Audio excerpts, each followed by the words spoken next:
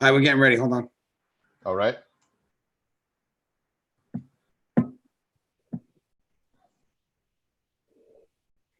Because I want to share it out too.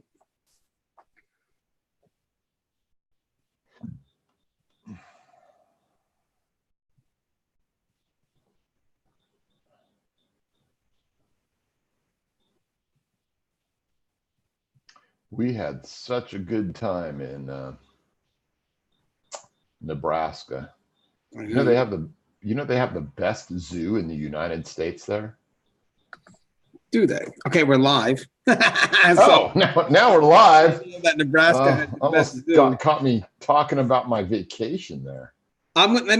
Before we start, let me just share this out to all the. Let me just do the whole routine. Share it out real quick. Hopefully other people will join us soon. I just want to share it out, so people are just gonna have to bear with us for a second. All right.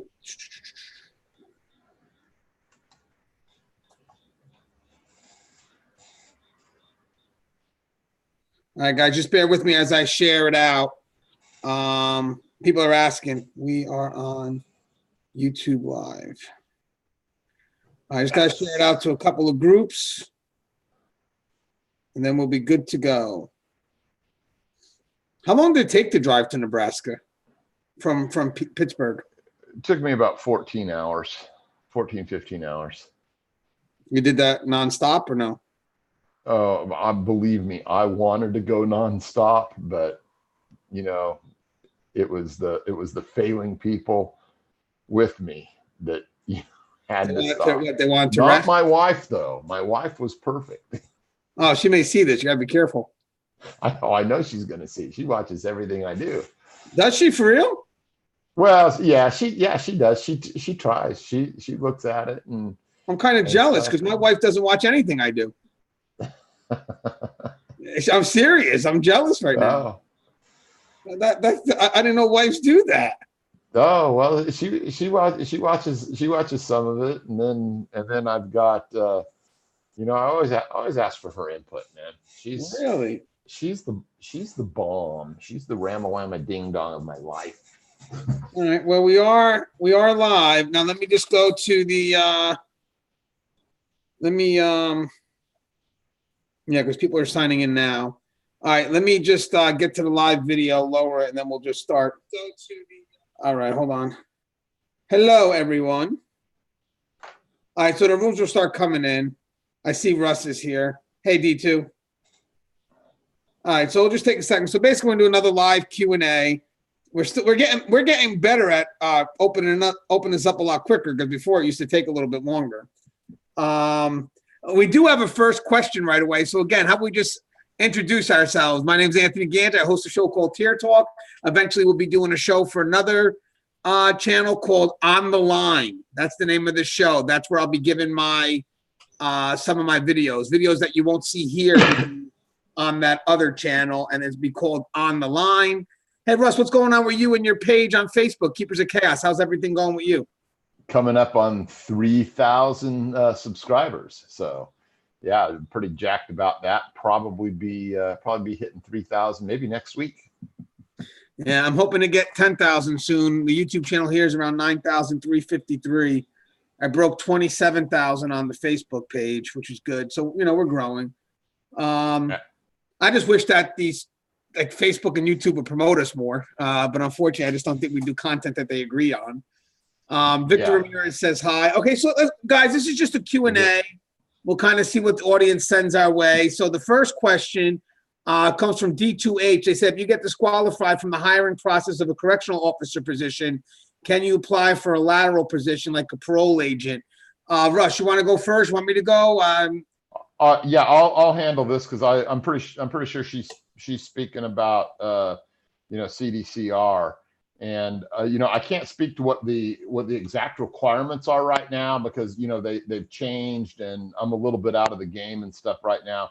But generally, you have to be off of probation, and I think the probation is still 9 months, but it might be something else.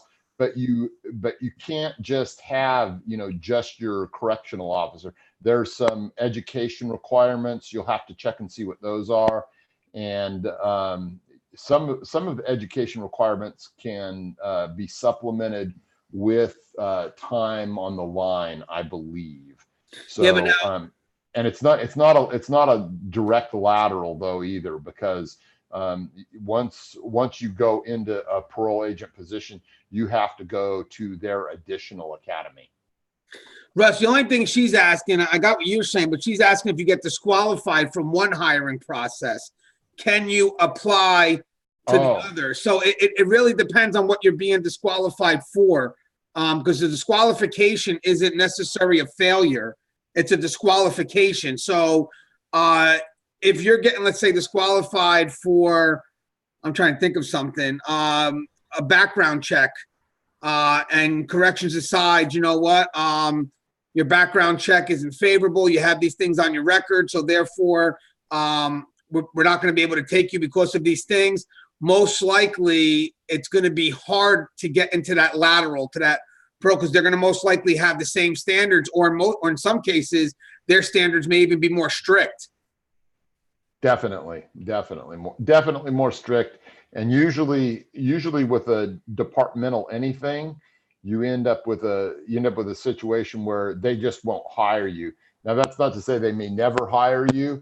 You might be able to clear those things up eventually, but for right now, I'm working with someone right now. They just got disqualified because they didn't pass a polygraph, and so that's always sometimes these things happen. Sometimes if you look around, especially in the state of California, though, if you didn't get picked up with a parole office, there are a lot of probation departments out there that might be willing to give you a second look. I worked for a probation department there, and they had different hiring guidelines. So, well, she said she's only 22, wasn't disqualified yet, worried about oral psych. Now, I'm going to tell you something. The psych eval, that can be a very subjective process. And what I mean by that, subjective to the individual who's given the psych eval. I mean, the thing is with psych evals, your answers should be consistent. So that means you're being truthful. Most of the times when people fail is because they're lying to protect something. And then they wind up getting themselves exhausted because they're lying on top of lie, on top of lie, and their answers become very inconsistent. But I have seen people fail one psych, but that may not automatically disqualify them to getting into another agency interview process. I think the psychs, it really does depend on who's given the psych eval. Some agencies, they vendor it out. Some of these psychs, they're just, in my opinion, they're just not consistent. Like the best advice someone ever gave me about a psych eval is be consistent and be truthful, be honest. But there are some people that they ace the psych eval, or you feel that they do, and the psych, they just fail them. I don't know. Psych evals are very hard to give advice on, because I really feel there's no consistency with psych evals from department to department. Yeah, and the thing is I think the thing that probably hurts a person the most is probably they just psych themselves out over it, because it is so nebulous and hard to get a read on what you should do. So just go in there and be yourself. Stick up for yourself. They will. I will tell you, on the oral part of the psych, they will try and push your buttons. That they are known to do that. So stick up for yourself, but don't get drawn into any kind of battles. That's all I can really say about that. Yeah, I like that, Russ. The psych evals really are exactly what you said. Be yourself, be consistent, be truthful. The point is, if they're going to ask you the same question multiple ways, so you just have to, if you're truthful, you'll have no problem being consistent no matter how they word the question. I'm going to be honest with you. It doesn't matter how they word the question. If you're being truthful, you'll be good. But the problem is people just invent these lies because they want to look more favorable. And then now you start exhausting your effort to lie, because you're going to lie on top of lie. And now you're not going to pass the psych test because you're going to be seen also as less confident. You got to realize something. Part of that psych test, I do know for a fact, is having confidence in your answer. When you're lying, you don't have confidence, and they're going to see that you have a lack of confidence and that you're hesitant. And if that's the case, you're not going to be a good fit, or you're not going to be seen as a good fit. Okay. Yeah, definitely. You know, just, you know, be yourself, because by being yourself, you'll maintain consistency in that. If you're jumping around trying to look for answers to please, then you're gonna get caught up in you know, some disparity between your answers. You know, I like what they're not going to be says. consistent. I like what Cleefit says. He says, "Don't overthink it," and I think that's 100%. Answer honestly. Don't overthink it. I think that's great advice. The next question comes from Victor Ramirez. He goes, "It might be a lot, but can you explain the process of applying up to the academy?" So he's looking from when you know, I guess you want to do the CDCR, and I could do mine basically from the moment you apply until the day you enter the academy. Yeah, you know, the whole process and stuff, you know, it has changed some, and you know, over the past 30 years since when I went through and stuff. But a lot of it is the same, in that there's a framework, and the framework involves, you know, first of all, generally, you apply, and then once you apply, you get a chance to do your, I think they do a pre-background now, and then they do a physical, and then after they do the physical and you check out on all that, then they do an oral. And well, during this process too, they also do a written test, because obviously you have to be able to, you know, read, write, speak, think, and do a few other things to get into this business. But then after that, you go through and you do an oral questioning, and that usually gives you a ranked score. And I believe this is the basis that they still do it on. And then based on that score is the position you end up with a chance to be able to be offered a position. And then from there, they do your background investigation. They do psychological written test and psychological oral. And then after that, at some point, they'll give you a chance to go to the academy. And when you go to the academy, I don't know if they're still doing it this way, but they were, you know, offering you, you know, usually between 3 and 5 different prisons to go to. And so that's the way it basically breaks down. And you just have to be able to get through all of those things, because you can't have any significant physical impairments. You can't have any you know, severe mental impediments to it. You've got to have a clear background. You know, you can't be a gangster and a thug and all of that stuff. And then on top of all that, you have to have some common sense, and you know, you can't be a hothead. You have to be someone that can function well during you know, an emergency situation. So yeah, I agree. You know, obviously each state has its different standards. Some state allow you to apply directly to the facility. Some have a centralized hiring. So I believe some more of the advanced states with correctional practices have a centralized hiring. California does, yes. Yeah, California, New Jersey, where you take a test, that's the one for civil service, and then you get scored, and then the process begins. There's maybe like a few phases, maybe up to 4 phases, I forget, before you even set into the academy. One of the phases will be a background check and even home interviews. Some agencies will send out some of the training instructors to go out to interview your family, your neighbors, just to kind of see what type of individual you are. In the process, while this is happening, you should be getting yourself in shape, because if you do prepare for the academy, they will give you standards of what you need to do, how many sit-ups, how many push-ups. Usually, maybe let's say, it sounds rather low, but you know, it may be like 30 push-ups in a minute, run 1.5 miles in under 15 minutes, whatever it is. They try to make it doable, but don't get me wrong. Don't think it's easy, because it's not. Because when you go to the academy, they look for heart. They look to see if you're going to improve every day. Another thing they do outside of centralized is some states don't even have you go to an academy first. You actually do on-the-job training first, and then they send you to the academy. I have a problem with that, because if I'm a full-time officer, my partner may not be certified to even respond or help, which puts us in a very awkward position because they haven't been through the academy.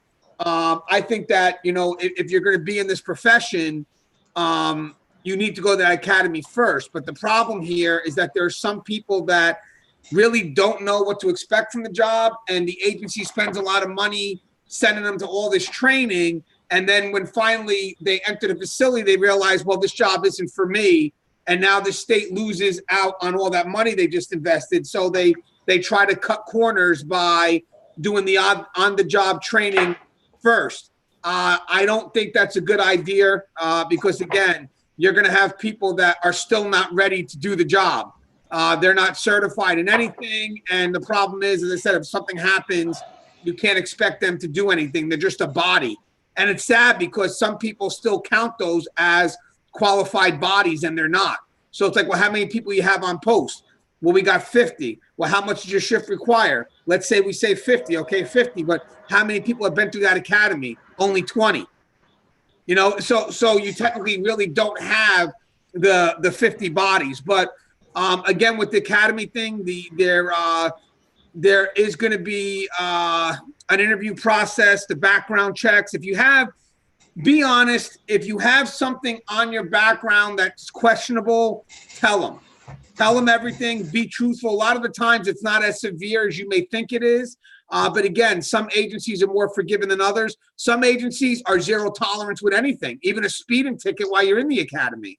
You know, you have to follow the rules. So if you get a speeding ticket in the academy, you could even get dismissed. But be honest, a lot of people that fail the background check, it's not because of what they've done.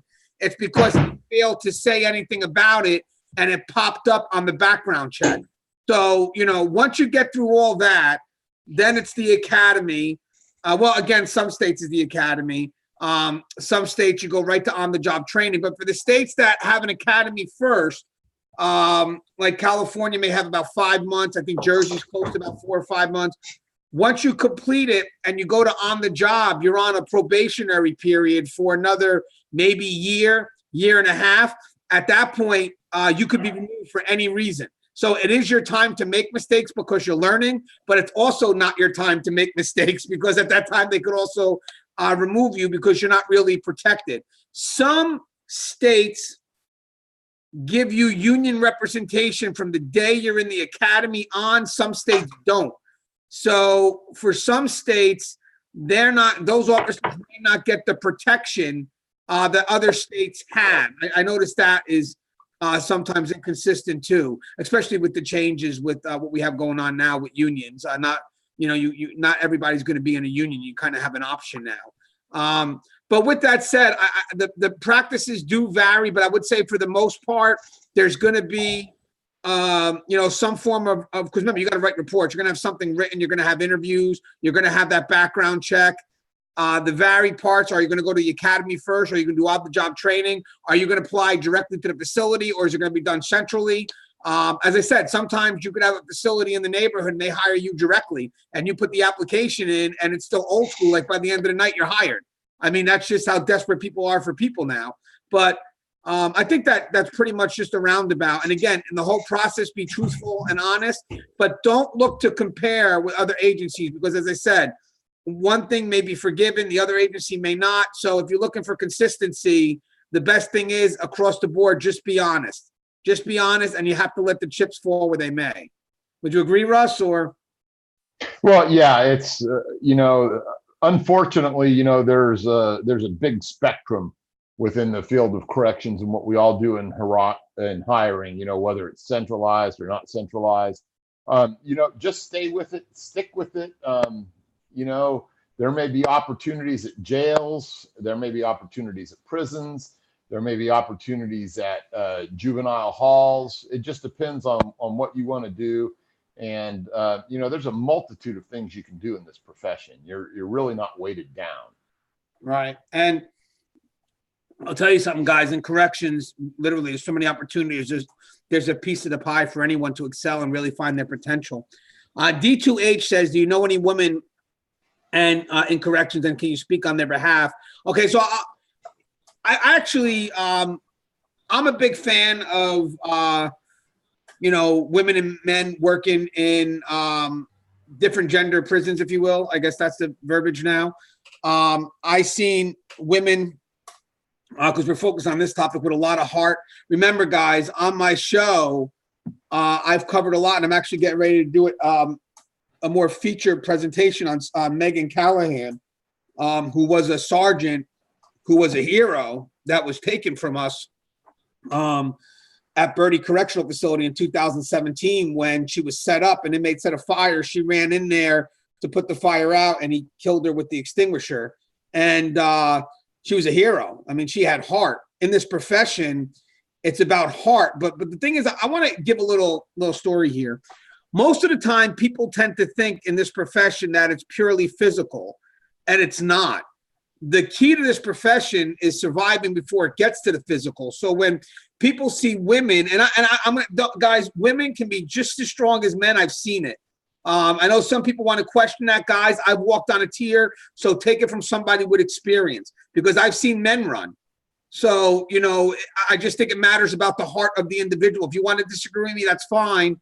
But at the end of the day, I'm going from my experience, and I know what I saw. But it's the communication before the physical. I'm 42 years old. I don't want to fight. The person I want next to me, sure, don't get me wrong, I want them to handle themselves, but I also want them to know how to use their mouth. That's key. That's a tool that people tend to overlook because they really don't understand what corrections is about. It's about de-escalating. It's about literally, I don't want to fight. If you have the ability to talk people down, take control of the scene for me, help me out. So I think when people start seeing that the profession really is centered around how we communicate and how we build that respect for each other, they'll start to see how we all play a part in that. Would you agree, Russ? Oh, absolutely. And I think that, if I reach out and I talk to a woman who's thinking about entering in this field, of course, only she can make that determination. There's differences, of course, naturally in our physiology and everything. And, physicality isn't everything, but it's also not nothing. And the key thing that we need to focus on in corrections is, as long as we get quality people in there. So, it's about what you bring to the table. It's not about what someone else. Believe me, there's times where we need some knuckle dragging brutes in there. And then there's other times where we need someone with, a little bit, quicker thinking. And in there, everyone can bring something. And there's no one facet of it that, there's no perfect prison officers out there. You have to realize that it's, if you're a female, what you have to bring to the table is going to be maybe different than a male officer, and like I said, just quality people, man. We're struggling for quality people. We're struggling for quality leaders. We're struggling for quality sergeants. We're struggling for quality administrators. So please, if you're out there and you think you can bring something to this profession, whatever your gender is, man, come on in and help us out, man. We can use the help, believe me. You had something pretty good too, because that's what's good about having a show like Tier Talk, because Tier Talk actually kind of brings people with experience. They tell you the truth about the profession, and by that truth, you can kind of see where you fit in. Because I really do think there's a spot for everyone. So again, some people excel at one things over others, but at the end of the day, we're there to balance each other out. Maybe I'm the communicator and Russ handles himself, or vice versa. But the key is, together, we balance each other out. And I think when we have a channel like this that really develops the mindset of what this field is about, before you go in, you're starting to realize, like, what qualities in yourself can you bring to this profession. That's the key. What is it that I can bring to this profession by knowing what the profession needs? That's the difference now. People that got in this profession back in the day, we really didn't know what was needed in this profession because it wasn't out there like it is now. Now social media, now these groups that we have on Facebook with people with experience, even former inmates running channels, we kind of know what's expected. So we're a lot more informed going in, as long as we know where to look. So when you have that information, all you have to do is say, well, with this type of world, with, you know, what corrections is about. Where can I best fit in? And guys, you may find that, you know, an idea of it going in, or as you're in the profession, you may see different routes that you never thought of before.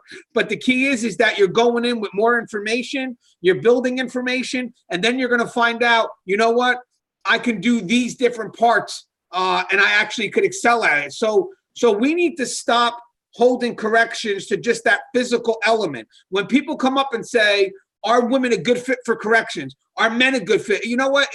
Why would they not be? You're only thinking of one aspect of what the field is about. When you start exploring all the different other aspects, you're going to see that a lot of different people can fit in. It's just that we're always so focused that if you have to be in corrections, you have to be 100% physical all the time. And if that's the case, the world would be chaotic. We would have no control. And that's just my opinion, but I think that's a view that we have to change. I really do. The next question is, and I'll pass this over to you first, Russ, is from Raul. He says, is correctional officers a good experience before becoming a police officer? Yeah, I think it's the best training you can have. But, you know, I would say if you get into it, you know, it may be something that you want to think about staying in. Correction officers that I've known are better at reading people, better at reading body language, better at understanding group dynamics. And when I say group dynamics, I mean gangs. You know, no ifs, ands, or buts about it. I've been around and been fortunate to know a lot of very good police officers, but some of them are much further behind the curve than your average correctional officer is on understanding what they're seeing with regard to, you know, people out there in the world, because the people that they see are not in a concentrated environment where everybody's a felon and everybody's trying to get over on you. So when you're in that situation, you develop those observational skills a lot faster because you get to see it all the time, and you start cueing in on little things about body language. I had an officer come up, and this was right before I retired, and she said, how can I learn to find cell phones? How do you do what you do? Because I was known for finding cell phones. And so right then we keyed, I said, okay, well, watch this. And I keyed a door, and we walked into the dorm, and I pointed at the guy. I said, he's got a cell phone. And, you know, he came back out. She said, well, how did you know? I said, well, he looked at me twice. He only needed to look at me once unless he was doing something wrong. And those are the kind of associations that I think take a lot longer to develop in a street level cop, because they're not as exposed to it day in and day out. So as a foundation, it could be, but I'll tell you what, there's nothing like rising to the challenge every day. And I think that corrections presents a lot more challenges, and I think it presents a lot more opportunities. So, you know, everyone has to choose what they're going to be in life. But I'll tell you, I'm glad I was in corrections. I was glad I stayed, in spite of some of the things that happened to me over the years. So yes, it could be foundational for a good police career, especially perhaps if you were going to go the route more of detective or investigator or something like that, because I really think it preps you in a way that nothing else does for being able to see how psychology works and how those group dynamics work, and like I said before, just the body language and the things that get carried out day to day and the drama we see. I will say one thing before I give my answer is, Cleefit, I know who you are. Just want you to know that. I just figured it out. I'm trying to, because I know, you know, we're pretty good with our audience right now because it's still very small and we get to know who they are. So I just figured out who Cleefit is. That's my boy. Hey, I won't give you your name, but hey, Cleefit, thanks for joining, brother. I just had to get it out there. I know who he is. I'll tell you who he is later, Russ. He's one of our people, man. If I may compliment him real quick, I don't want to say his name, so I don't want to get him in trouble. He is very passionate about the profession and his people. This gentleman will stand up for his people. He will put people on blast. He don't give a shit. You know, he wants his people protected.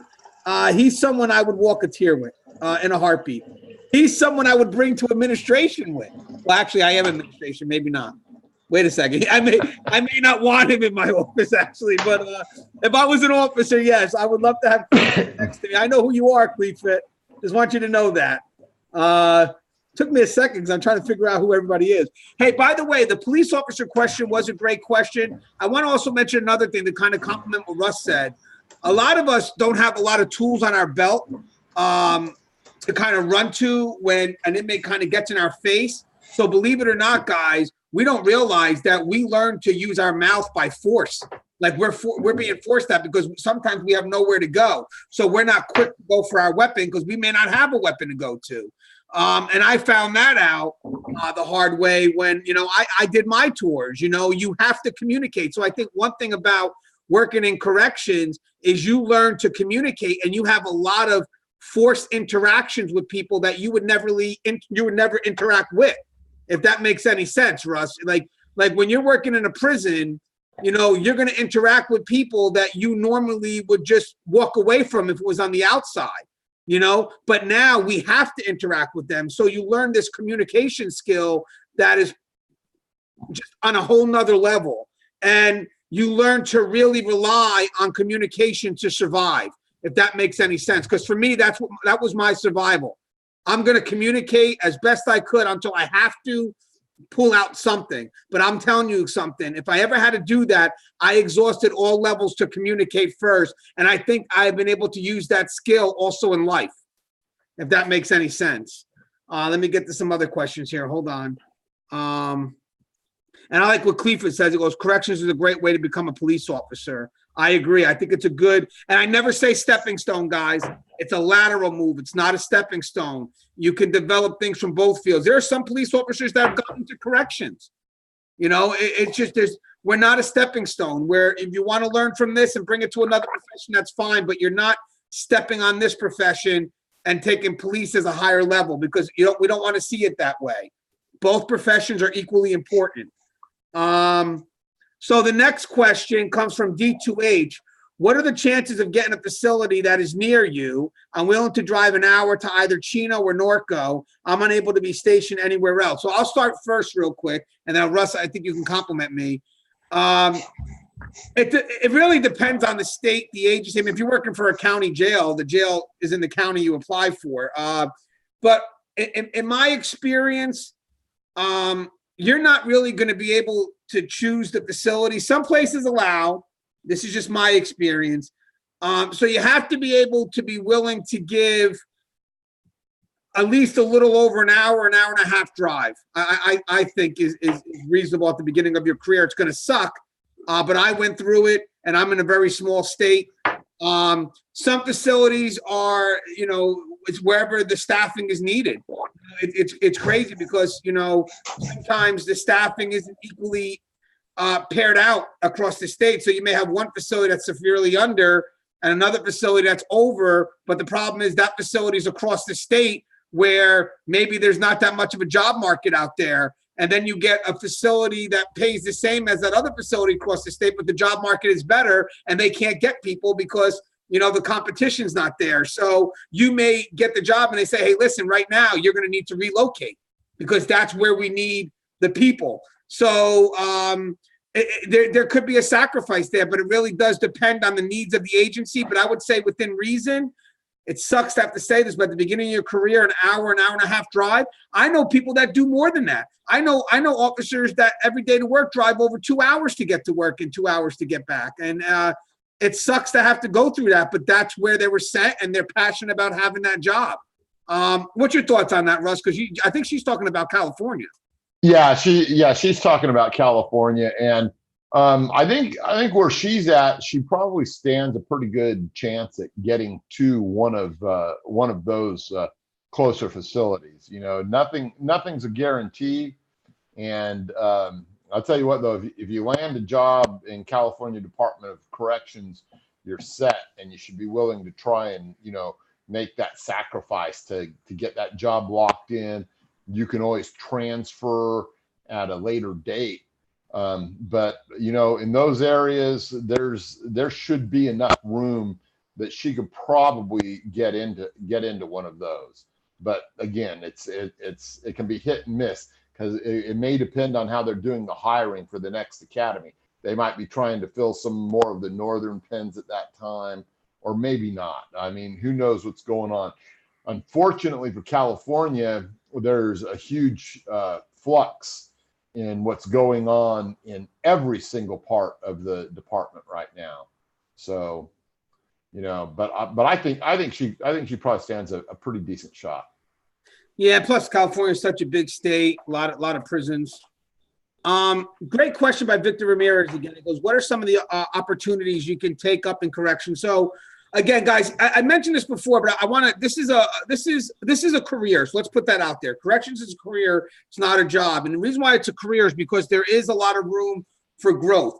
Don't be like me at the very beginning of my career, where all I saw was, well, I'm going to go in as an officer. I'm going to become a sergeant, a lieutenant, a major. You become very myopic at the very beginning. And then what happens if one of those paths, like my sergeant pass, for some reason, let's say I just couldn't get past that promotional exam. Now I feel trapped. I trapped myself because I limited myself to that one opportunity. When you go into corrections, there's laterals. You know, there's so many lefts and rights that you can go to that people may just ignore because they're so focused on moving up. Let me tell you something.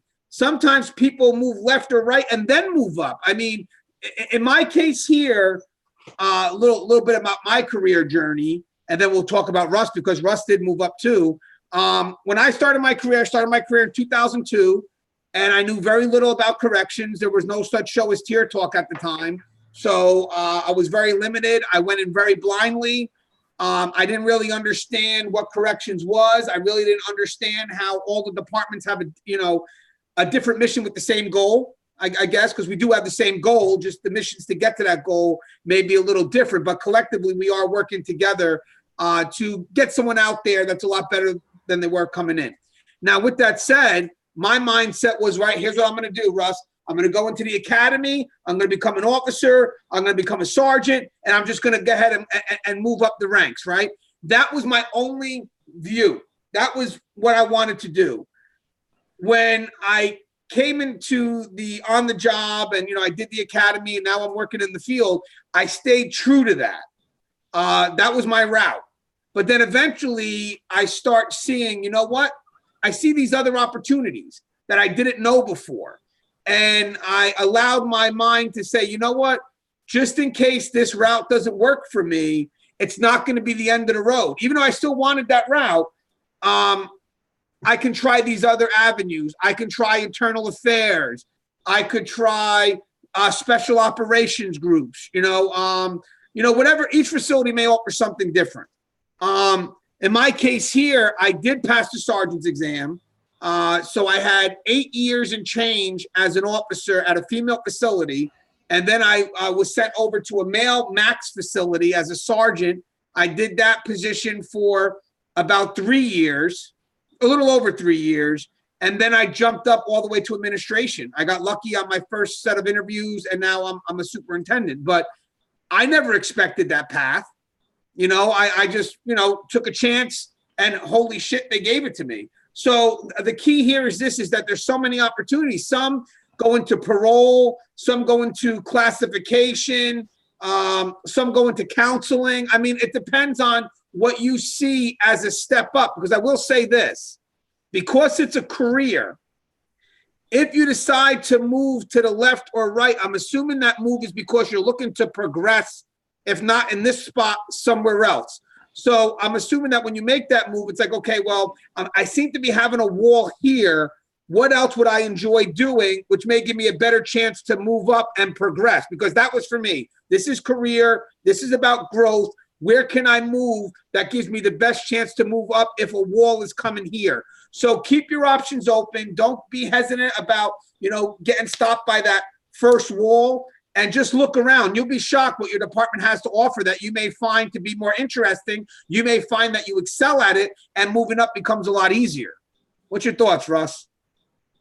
Yeah, you know, the horizons of corrections are really huge, you know. And if it comes down to basically you can go the route where you promote, you can go the route where you lateral, and you can also go the route where you take on, you know, special operations that are things like for instance, I've got some buddies that are in the fugitive apprehensions team.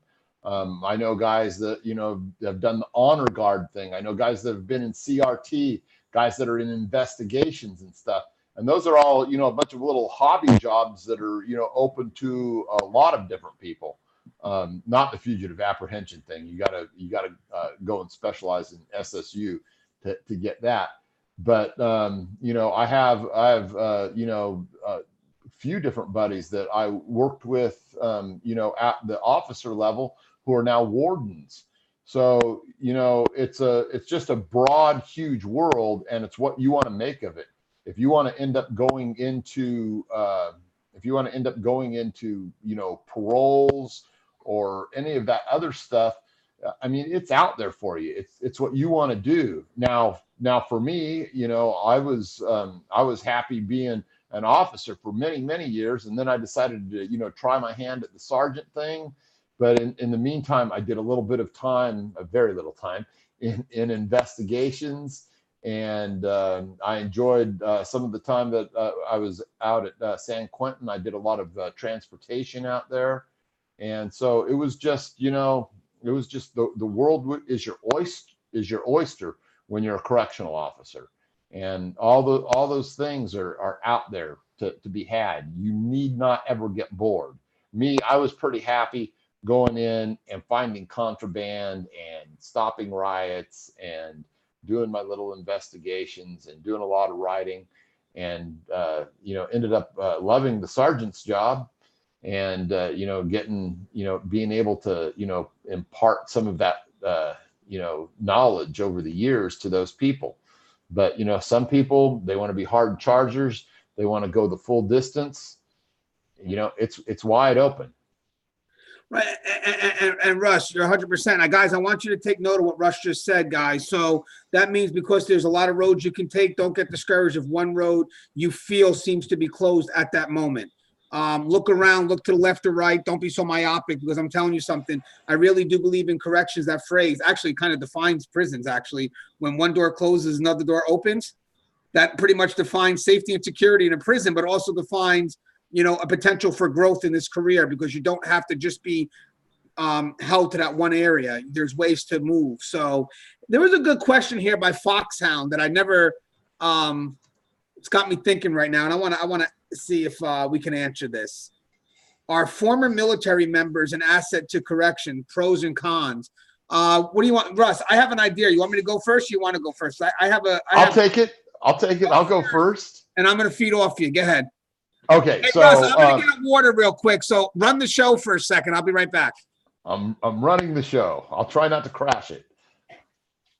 So, okay. So with respect to military, you know, having a military background is almost always a really great asset to have. Military guys, you know, they have the discipline, they have the training, they understand the chain of command, they're willing to follow orders, and they've already been in situations where things are dicey. You know, even if they haven't been out there on the battlefield or in combat, you know, there's always that element of uncertainty that allows you to become better at functioning in uncertainty, which is basically the world of corrections all the time. Everything is almost always uncertain in corrections. So from that aspect, military is a great you know, thing to have in your background, and you know, it can really secure a good future for you. Now, if I'm trying to think about, you know, what the drawbacks could be, I really can't think of any other than just saying that being in the military and dealing with an enemy is far different than being in corrections and dealing with the inmates, who sometimes are our enemies and sometimes they're just the population, and we just have to deal with them. because, you know, we have to protect them from each other as much as we have to protect ourselves from them. So from that standpoint, you just can't get roped in to that military enemy mindset, because that's not what it is. You know, it would be much easier if it were, but that's not the way we play it. So anyway, go ahead, Anthony. Okay. So obviously I agree with Russ 100%, but he did ask for a con. So we gave him a lot of pros, but I want to be objective here and I want to be fair. And guys, if you're military, don't take this the wrong way, but he asked the question. So I want to give a little bit of a con. And it's not that big of a con, but I have seen it. The military, you know, they create a foundation for a person, right? So basically the academy is intense. They strip people down and they create a foundation. Sometimes that foundation can conflict with the foundation that corrections needs, sort of similar to what Russ was saying at the bitter end about the enemy, you know, the us versus them mentality, which technically, believe it or not, guys, corrections is not defined by an us versus them. I'm not going to say it's us and them, but it's not a us versus them. And Russ hit it right on the nail at the end. Is there could be that mentality of the enemy line. You know, what happens to be is that, you know, there is a goal. Don't get me wrong. I actually did a poll today where I think it was over. I'll give you the exact number right now, just to prove what I'm thinking of. It's actually, this poll plays perfectly to what we're talking about here. This is the question. For the most part, are your interactions with the inmate population more positive or more negative? 79% said more positive. So now think about what Russ just said in the end of his thing about the enemy type thing. So I think what happens here with the military, and again, just discussing a very small con, only to be fair with what Foxhound asked. He asked pros and cons, is that you may have to create a foundation on top of a foundation that already exists. And it may be hard to create that foundation. I seen it in the academy with, we had these individuals that we would have thought from the military that would have been aces when it comes to shooting a weapon. But there was a certain way that they were shooting it that wasn't the way it was taught by the department, by us. And because they couldn't shake the habit of how it was taught through how they were being taught in the military, these gentlemen, who I'm sure were expert shots, don't get me wrong, did not pass the academy. They had to be recycled because they had it ingrained in them that it had to be done this way. So now the instructors kind of had to just get rid of a habit that wasn't working instead of just starting them fresh with something new. So I think that could be a little bit of a con, if that makes sense, is that when you have someone that's not from the military, you're going to give them the introduction to tools where that should be consistent with what we need. But when you have people coming from the military, they may be introduced to tools that aren't conducive to our needs, which means that now we have to go ahead and change those tools first, but those tools that become habitual to them, if that makes any sense. Am I making sense for us? Or, hey guys, I think you are, and you know, that's just it. Is you know, not everything taught in the military is maybe directly applicable to corrections. Now, it may be in some way if it's, you know, modified or changed in some way, but not everything is going to, you know, be, you know, directly applicable to it. So, you know, Cleefit say, I think we are on point, Russ. Cleefit said military is a different job. It depends on the person. And then Jim says, typically every inmate isn't going to try to kill us, where the enemy, where the enemy to the soldier is usually wanting to kill the soldier. I agree. He goes, I hate even saying this, but the PTSD a soldier may have could lead into harder altercations with the inmate where they only see them as the enemy. Very well said. And again, it's the mindset that now you may have to change because there's already an established foundation. So you're kind of, you know, having to recreate something based on something that's already, you know, it's already there. And I think it just becomes harder to put that on top of that. Okay, so here's and that was a great question, Foxhound, by the way. I think we can actually do just a dialogue discussion on that. Just very curious to see what other people would think about that, because I don't want to come off as insulting, but you did ask for a con. And when I was upstairs getting a water, I was thinking, like, what could be a con? And that's what came to my mind, is that the mindset of the individual who's ready, who's preparing themselves for war, may not be the mindset I want behind a wall, if that makes any sense, especially from an administrative level. But I'm also sure if I was walking on a tier with somebody, I don't think I want somebody that's preparing for war next to me. I don't know if that's going to be a very aggressive approach. That's going to, I mean, if you're preparing for war, are you going to make the war yourself at one point? Okay, so here's another good question. This comes from Sidaja91. I'm one of 4 officers working the same floor. We all do things differently. How do I stop banging my head against the wall or make the wall softer? I actually did a video on this where, Russ, how about I start on this one and then you compliment? Is that okay, Russ? Yeah. All right, so basically, my head is getting cut off here. Hold on. Okay, so yeah, I got a little tear talk hat here. All right, so the thing with corrections is that on a national level, we're very inconsistent with everything, tools, training, just a bunch of stuff. But you would expect on an agency level, we should be consistent, and even on a more specific level, our partners. Like how I run something should be very consistent with how my partner runs something. And that's not just working the shift together, that's working between shifts. You know, like if I'm first shift and this is my unit, and let's say you work at facilities where the units are bidded, which means that you have the same officers there 5 days a week, which one day we could discuss bidded versus unbidded. But the key here is this, is that you want some consistency between the partners and you want some consistencies between the shifts. The problem here is that when you don't have that consistency, and it's kind of get to what he has, we did a video on this, you're going to have inmates that are going to shop for staff. And what I mean by shopping for staff is that they're looking for the yes when the one staff member says no. So Russ is the officer on this unit. You know, he runs a tight ship. You know, and basically, guys, is you kind of start with that highest level of restriction and work down. So if Russ is working a tight ship, then I'm going to start from where Russ is at. So with that said, Russ tells an inmate no, that inmate comes to me, asks me the same thing that Russ just told him no about, and I tell that inmate yes. That's a disrespect to Russ, in my opinion. I just disrespected Russ. Plus, I got that inmate now who knows we're inconsistent because she knew to come to me because Russ says no. So she knows we're not getting along. So there's a little bit of a divide there. And second thing is, let's say even by chance, let's say Russ was wrong.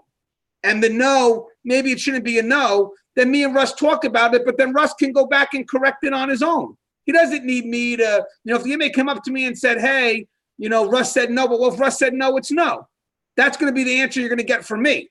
But then when I talk to you and we discuss it, well, maybe there is something, and then Russ will be the one that's going to change the yes because it was his no. But when you're working with a very inconsistent ship, there's going to be chaos, and inmates are going to divide the staff, and it's something that has to be addressed immediately. And if you try to do that approach with your peers and they don't listen, I'm sorry, guys, I tried doing it with you this way, I'm calling the supervisor. And then what I'm going to do is I'm going to tell the supervisor I need help, because if we're running it on two extremes, then one of us has to be wrong. So you have to figure out who's wrong. Russ, what's your thought about working with a partner that's inconsistent with you know, how you're running something? Well, yeah, that's, you know, if you have a partner that's not on the same page, you know, it's very erosive to your unit cohesiveness.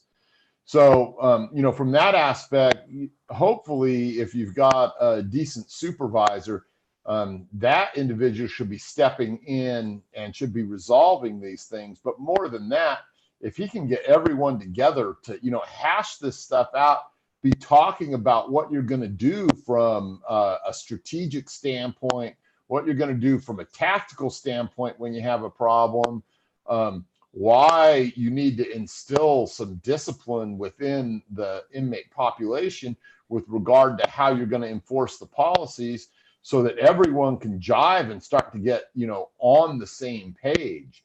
Because, you know, you can instill more and better strength and character in some of these weaker officers if they have the feeling that they're going to be backed, and they can get that feeling through hashing these things out.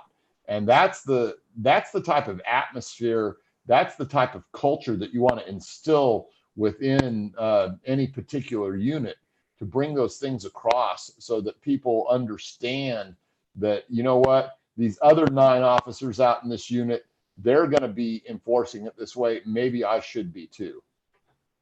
You know, Justin said that we did a video back in the past. He wants us to remind us of this.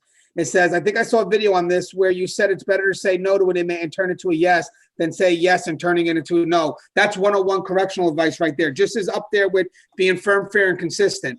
The no's are a lot easier to change to a yes than a yes to a no. A yes, the inmate gets that expectation, and changing it to a no, it just, the no to a yes is always better. Plus, I've done it where it's like, I told an inmate no when I was wrong, and then what I'll do is I won't make it known to the inmate I'm wrong. I'm like, you know what, brother, I did a little research. We can make that a yes.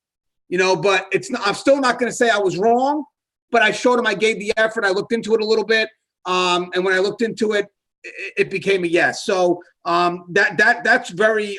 Thanks for bringing that up, Justin, because that's saying no, making a no become a yes, as opposed to a yes becoming a no, is up there with, as I said, being firm, fair, and consistent.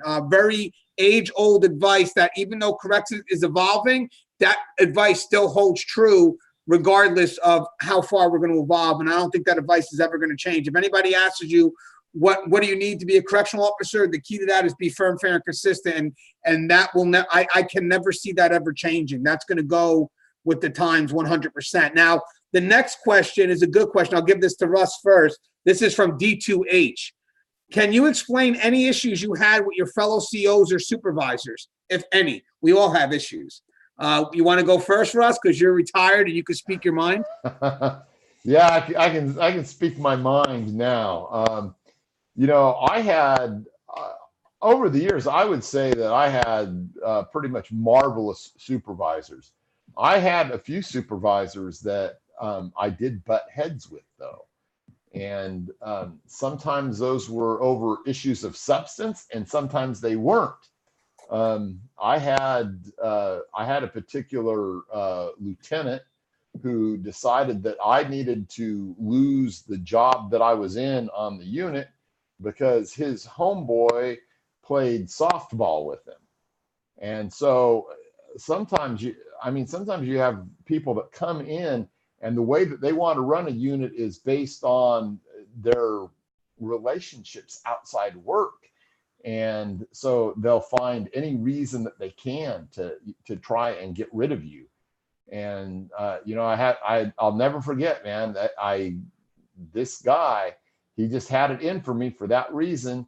And I ended up AWOL because I had called in, but someone didn't take it down. And it was for a dentist.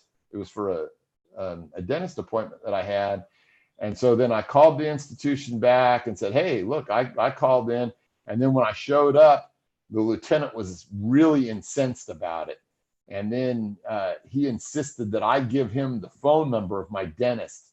And he went and called the dentist. And yeah, I had, anyway, it turned into a big brouhaha. And so sometimes you have people that have their own agendas, which don't necessarily coincide with running a safe, secure unit. But I would say for the most part, though, I had decent and more than decent supervision. And you know what? That over the years, that's just the way things are going to pan out from time to time. You're going to have decent supervisors and not so decent supervisors. You're going to have peers that are great to work with and peers that are not great to work with. And when you work at large institutions, I think when I was at San Quentin, I think we had over 800 officers, and that's just officers. That's not sergeants or anything else. And then the next institution that I worked at, we still had more than 400 officers. So, you know, if you're trapped with some peers that aren't so good, if you just wait it out, you'll be okay. If you're in a big facility.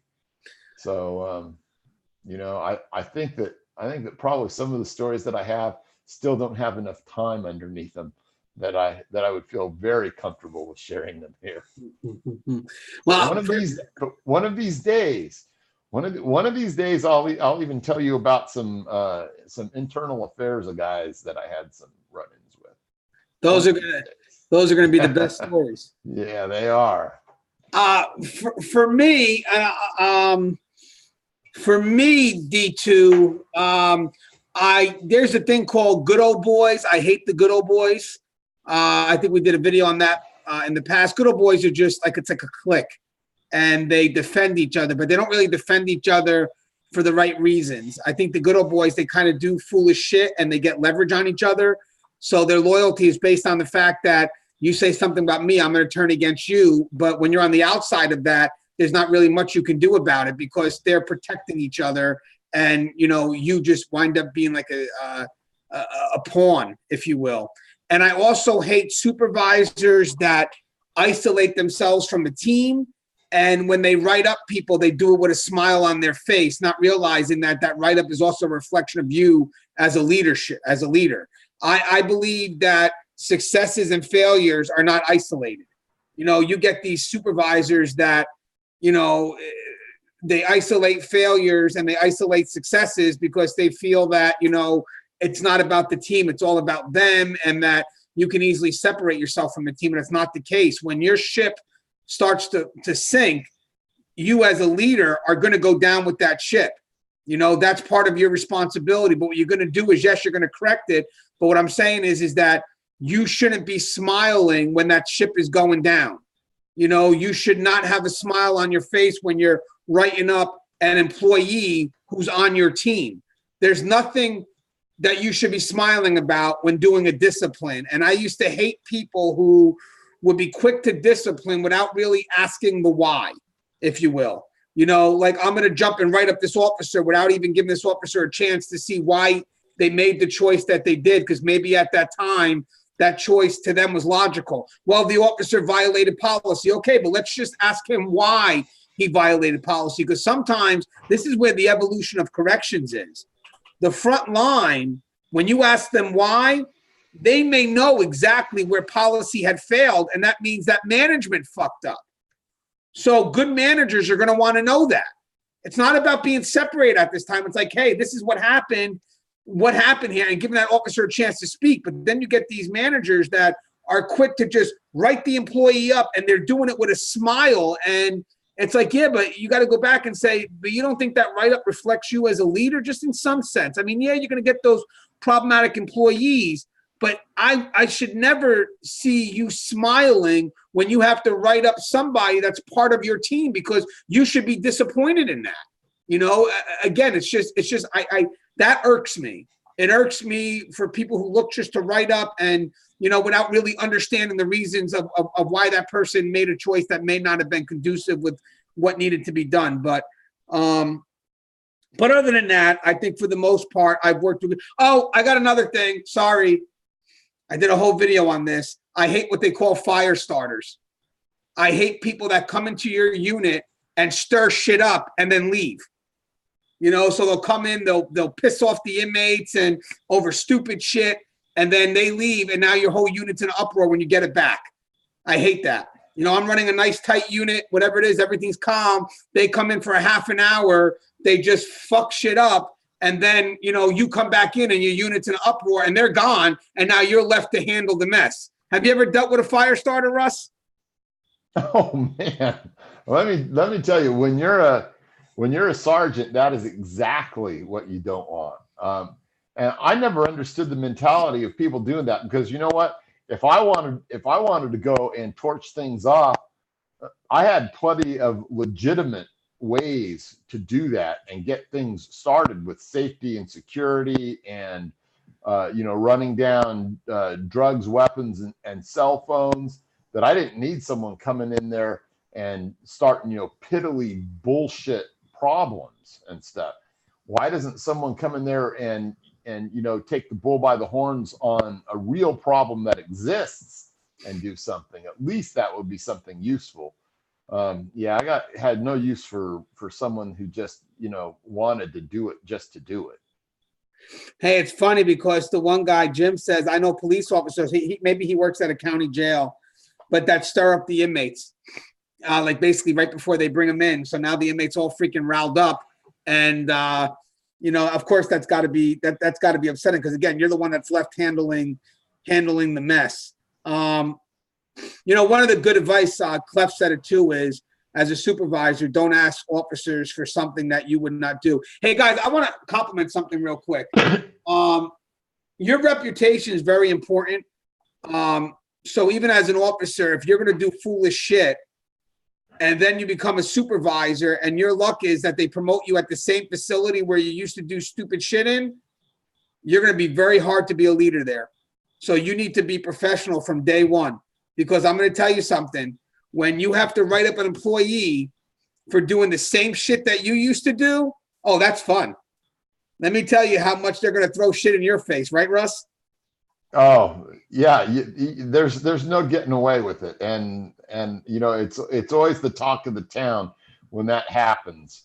That officer will come out of that meeting that they were just in and just start talking about what that sergeant or lieutenant did back in the day when they were working together as peers, and about how what he did was so much worse. And it's better to stay on the straight and narrow, or at least have some better work product under your belt that you can at least show off from time to time.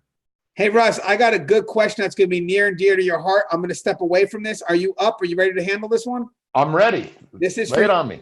This is from D2H. So thanks to Jim. Jim is in the channel too. He gives out, you got to read Jim's comments. Jim's comments are very on point, very consistent with the message that we have.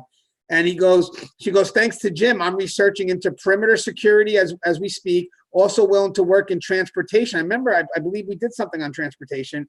Can I get some more info on that, Russ? Please and thank you. So real quick, D2H is becoming very smart. I'm going to tell you why. She knows which questions to ask which person. She knew this isn't a Gangi question. She knew that this is a Russ question. So she's right. So good job, D2H. Russ, take the question. Okay, so with regard to transportation, of course, different departments are going to do things different ways. But within California Department of Corrections, there's a couple of different ways that transportation works. First of all, we have what are called transportation hubs that work mostly at getting large numbers of inmates from one institution to another for whatever reason. Usually, it's all about classification decisions and stuff. And that's a specialized unit, and that's all they do. And they have centralized hubs that they work out of, and they just move inmates from one to another. Now, when you come down to the institutional level, what you have is usually you'll have a transportation squad or team that is also all they do, but it's a whole lot less about moving inmates from institution to institution than to taking inmates out to special functions. And those functions are usually medical and the courts, right? So if there's an inmate that's been charged with something and his time for going to court is right now, those transportation teams take those inmates to that court function. Then the big one, of course, because there is some of that goes on, but it's not nearly as big as what happens with our medical departments. California Department of Corrections has lost a number of lawsuits with regard to our medical treatment, whether it's real or imagined or whatever, that's caused us to have to really increase the number of transportation units that we have to get inmates on time and out to their medical appointments. So getting into one of those is easier than getting into one of the transportation hub jobs, but it's also considered a very premium type of job. So, you're going to have to put some years into it before you're out there on a regular basis on a transportation team. Like I say, it's definitely a premium job. Some people like it, some don't. I did a lot of transports over the years. I liked it to a degree, but by the same token, you lose a lot of the safety that you have in numbers when you're away from the institution and you're exposed to potential other threats. So, you know, it's all depends on what your cup of tea is, but that's the basic way that transportation works at a lot of different departments. There are a lot of them, especially the larger departments, that have those centralized hubs where they move large numbers of inmates, and then they also have, you know, the more localized regional ones that do you know, court runs, medical runs, and you know, other assorted runs that may fall outside of that. I will say one thing. Also, the reason why it's premium is some of those they have weekends off. Yep. Yeah, let's not forget about that. Yeah, well, you know what? That's always the thing. That's why I tried never to try and fall into that, because some people, they get so focused on you know, day shift and weekends and holidays off. You know, if you're going to be in this in the long haul, you just have to be in the mindset that that is not what your life is going to be like. I liked going to places on the weekdays because then no one else was there. So there are a few perks with it. All right, so guys, check this out. Remember now we have a public channel, so the channel is open to all perspectives, because the key here is that we want to give people an understanding of this profession, understanding of the practices, because a lot of times people don't realize that what we're doing does have the safety of the inmate population in mind as well as staff. Rebecca Olson has a different perspective here, and her question is actually in regards to an inmate inside the facility. And I think, first off, I thank you for coming to the channel, Rebecca. I appreciate you in the channel. And let's see together if we could try to figure out some advice to help you. Okay, so Rebecca Olson says her husband is in Stillwater. By the way, Stillwater had that, that's the riot, right? Down in Minnesota. Didn't they have one recently or a couple years back? Stillwater, I remember that, in Minnesota. Because remember, Minnesota lost 2 officers, Sergeant Gom, Joseph Gom wasn't his name, and the gentleman that ran to the code that had I believe, a heart attack afterwards. Because they lost 2 in the same year within months of each other. So Minnesota got hit hard. Okay, so her husband's in Stillwater. Okay, now, by the way, she said she's lost. How can I do to help him? So let's see if we can do this. And trust me, guys, maybe I can get some advice from them. I'm on the administrative end. Russ was a sergeant down in San Quentin, so he's got safety and security in mind. And we have a whole community here full of experts here. So let's see if we can help Rebecca. So my husband is in Stillwater in Minnesota and is the target of one of the gangs inside the prison. He's forced to keep himself in the hole unless he wants to die, and no one at the DOC will help him. Okay, so basically what we have here is, well, first off, let's talk about the practice. I know we're calling it the hole. I don't know how Minnesota practices it, but there should be PC, and when inmates are in PC, they should be awarded the same opportunities or privileges as inmates that are in general population. Now, for PC to work, you either have voluntary or involuntary, which means that the inmate could request it, or sometimes they don't want to do that because they don't want to be considered soft or weak. So that's when the investigative authority will say, listen, even if they don't want it, we can go ahead and involuntarily put them in there. Usually the inmates don't like that, but we're doing it obviously for the safety of the inmate. Now, if the inmate is there for non-punitive reasons, it should be a housing unit and not what they call a hole. So now when you're the target of a gang, it's tough because gangs are spread out. So they kind of have to identify the specifics of what gang. But here's the funny thing, guys. It depends on the gang. A lot of gangs have kind of like a localized authority, but really outside of that specific prison or community, they really have no power. They're not as organized as, let's say, believe it or not, MS-13 can be very well connected. Just they have that national organization, but then you get these smaller gangs, like a lot of blood sets. They're not as organized as people may think they are. They're just more localized. So if that's the case and there's a threat and the investigative authorities feel that, you know, the threat could be anywhere, let's just put this person in a hole, there could be an effort at this point to get the inmate transferred to another state facility that they have a contract with, or the Federal Bureau of Prisons, if that be the case. You can determine that the threat is real no matter what facility they send them to in Minnesota. But what's your thoughts? Because that also makes the job tough for frontline too, right, Russ? To protect the individual.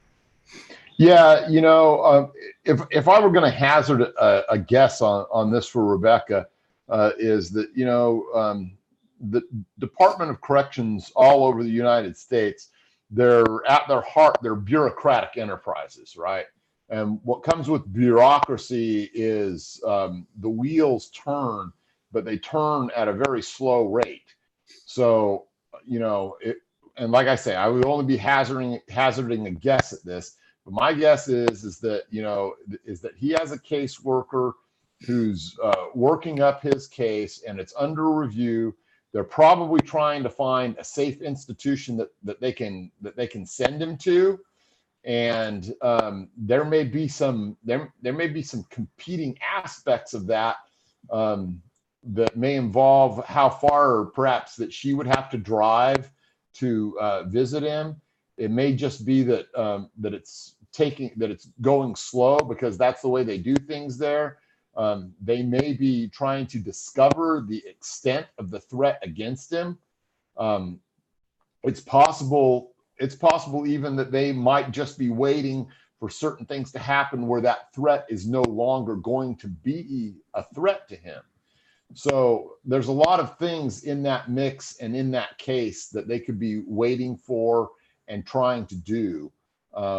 If I were her, the approach that I would try and take is to find out if it's possible for her to write to that caseworker and try and give him enough background and incentive to try and figure out what the best possible solution is for this particular person. Because you have to really take all of those things under advisement to figure out where that person is going to be safe.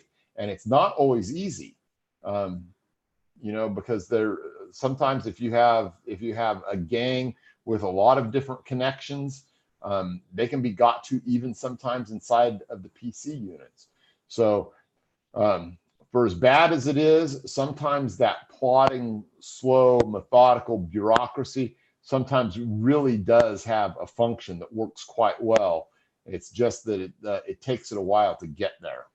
Yeah, and let me also mention something else, Roberto. I want to compliment something here. So let's just do this real quick. So one thing is that, yes, there's an investigative process, right? So the investigative process is not going to be a pleasant one for even the inmate that they're trying to protect. Again, they're not. I mean, there could be a good chance that the inmate's in a temporary holding area with very limited means. I mean, still getting the necessities, the showers, maybe they're lucky to even get a phone call sometimes. During an investigative process, they may not let the person get any phone calls. But the one thing here is you need to encourage. This is where it gets tough because this is where the prison rules, the culture of the prison kind of messes what our needs to protect the inmates. So let's just do this real quick. We're all responsible for that inmate's well-being. So believe it or not, unlike popular belief, if we fail to protect that inmate, we will be held liable, lawsuits as well as people losing their jobs. I mean, that's just minimal. So, and by the way, don't get discouraged by me saying the word inmate. I am not dehumanizing your husband. I'm just speaking in general terms. So don't take that word the wrong way, please. Your husband's your husband. I'm just speaking in general. One thing is that you want to talk to the individual and you want to get them to cooperate with the investigative authorities, because the more specific they are with that with the cooperation, the more that they can determine where the safest place for that inmate to be or for your husband to be. So the thing is, if your husband has a threat and he's not cooperating, or he's very general with that threat, the concern is that we don't know what to do. So I'll give you an example. If we go up to your husband and say, and your husband goes, "I'm in fear for my life." Well, who are you in fear of? Well, I can't tell you that. Well, now we don't know what to do with you, because I don't know if I move you into one unit and now I put you in another, is that threat still exists? So this is the hard part. If your husband is threatened, the quicker way to determine what to do with him is he has to be specific as to what that threat is, who's giving him the threat. And now we can make that determination. Okay, so this threat is real. He's given us something specific. And yes, they're going to pull out those other individuals. They're going to let those individuals know, hey, listen, do you have a problem with such and such inmate? Now, here's the funny thing, guys. I will tell you one thing. Here's the funny thing. There is that don't want to snitch. We know that. But once the investigative authorities kind of let that other inmates know that, listen, is there a problem between you and such, the investigative authorities are also telling that inmate that if you touch him, we know, or if he gets touched, we're going to come at you because we know that there's a concern between you and that individual.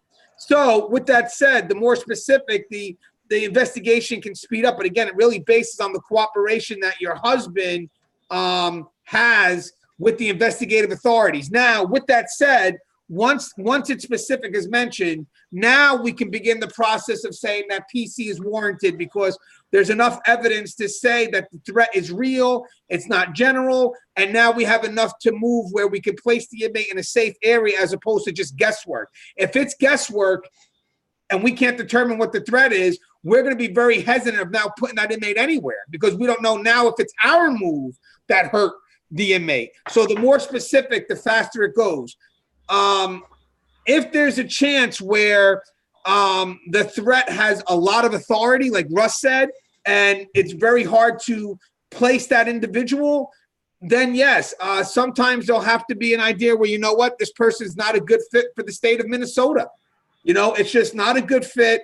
And they'll look at the contracts they have with other states or, again, the Federal Bureau to see if there's a safer place for that individual. But one thing's for certain here is that if this is the case, he could be going through the investigative process, but eventually it looks for PC. He has to be honest with the investigative authorities to move the case through. If he's not honest, it's only going to slow things down, and he's going to wind up being in that hole, if that's what it's called, until they can figure out where the threat isn't as evident. Would you agree, Russ? I mean, at that point, this is the conflict. And Rebecca, thanks for bringing this up. This is the conflict here because in order for that inmate, in order for the husband to go ahead and say that I feel threatened or I'm in a, he has to be specific to what that threat is. If he's not specific, then the problem is the investigative authorities really can't do anything with the inmate, but leave him in the hole until they can figure out where to house him. Because hey, Rebecca, real quick, that's the end game. The end game here is that now that we know if there's a threat, we know where to house them. But if we don't know what specifically that threat is, we don't know where to house them, and they wind up being in this temporary holding area because we don't know what to do because the inmate's being uncooperative. And the sad thing is there's going to be a push now to get that inmate back into general population. So the problem is we're going to be like, well, you know what? We interviewed you a lot. You're not giving us enough information. We covered our end. The liability is now on you. Since you're not telling us what the threat is, send them out on the population then. Am I lying?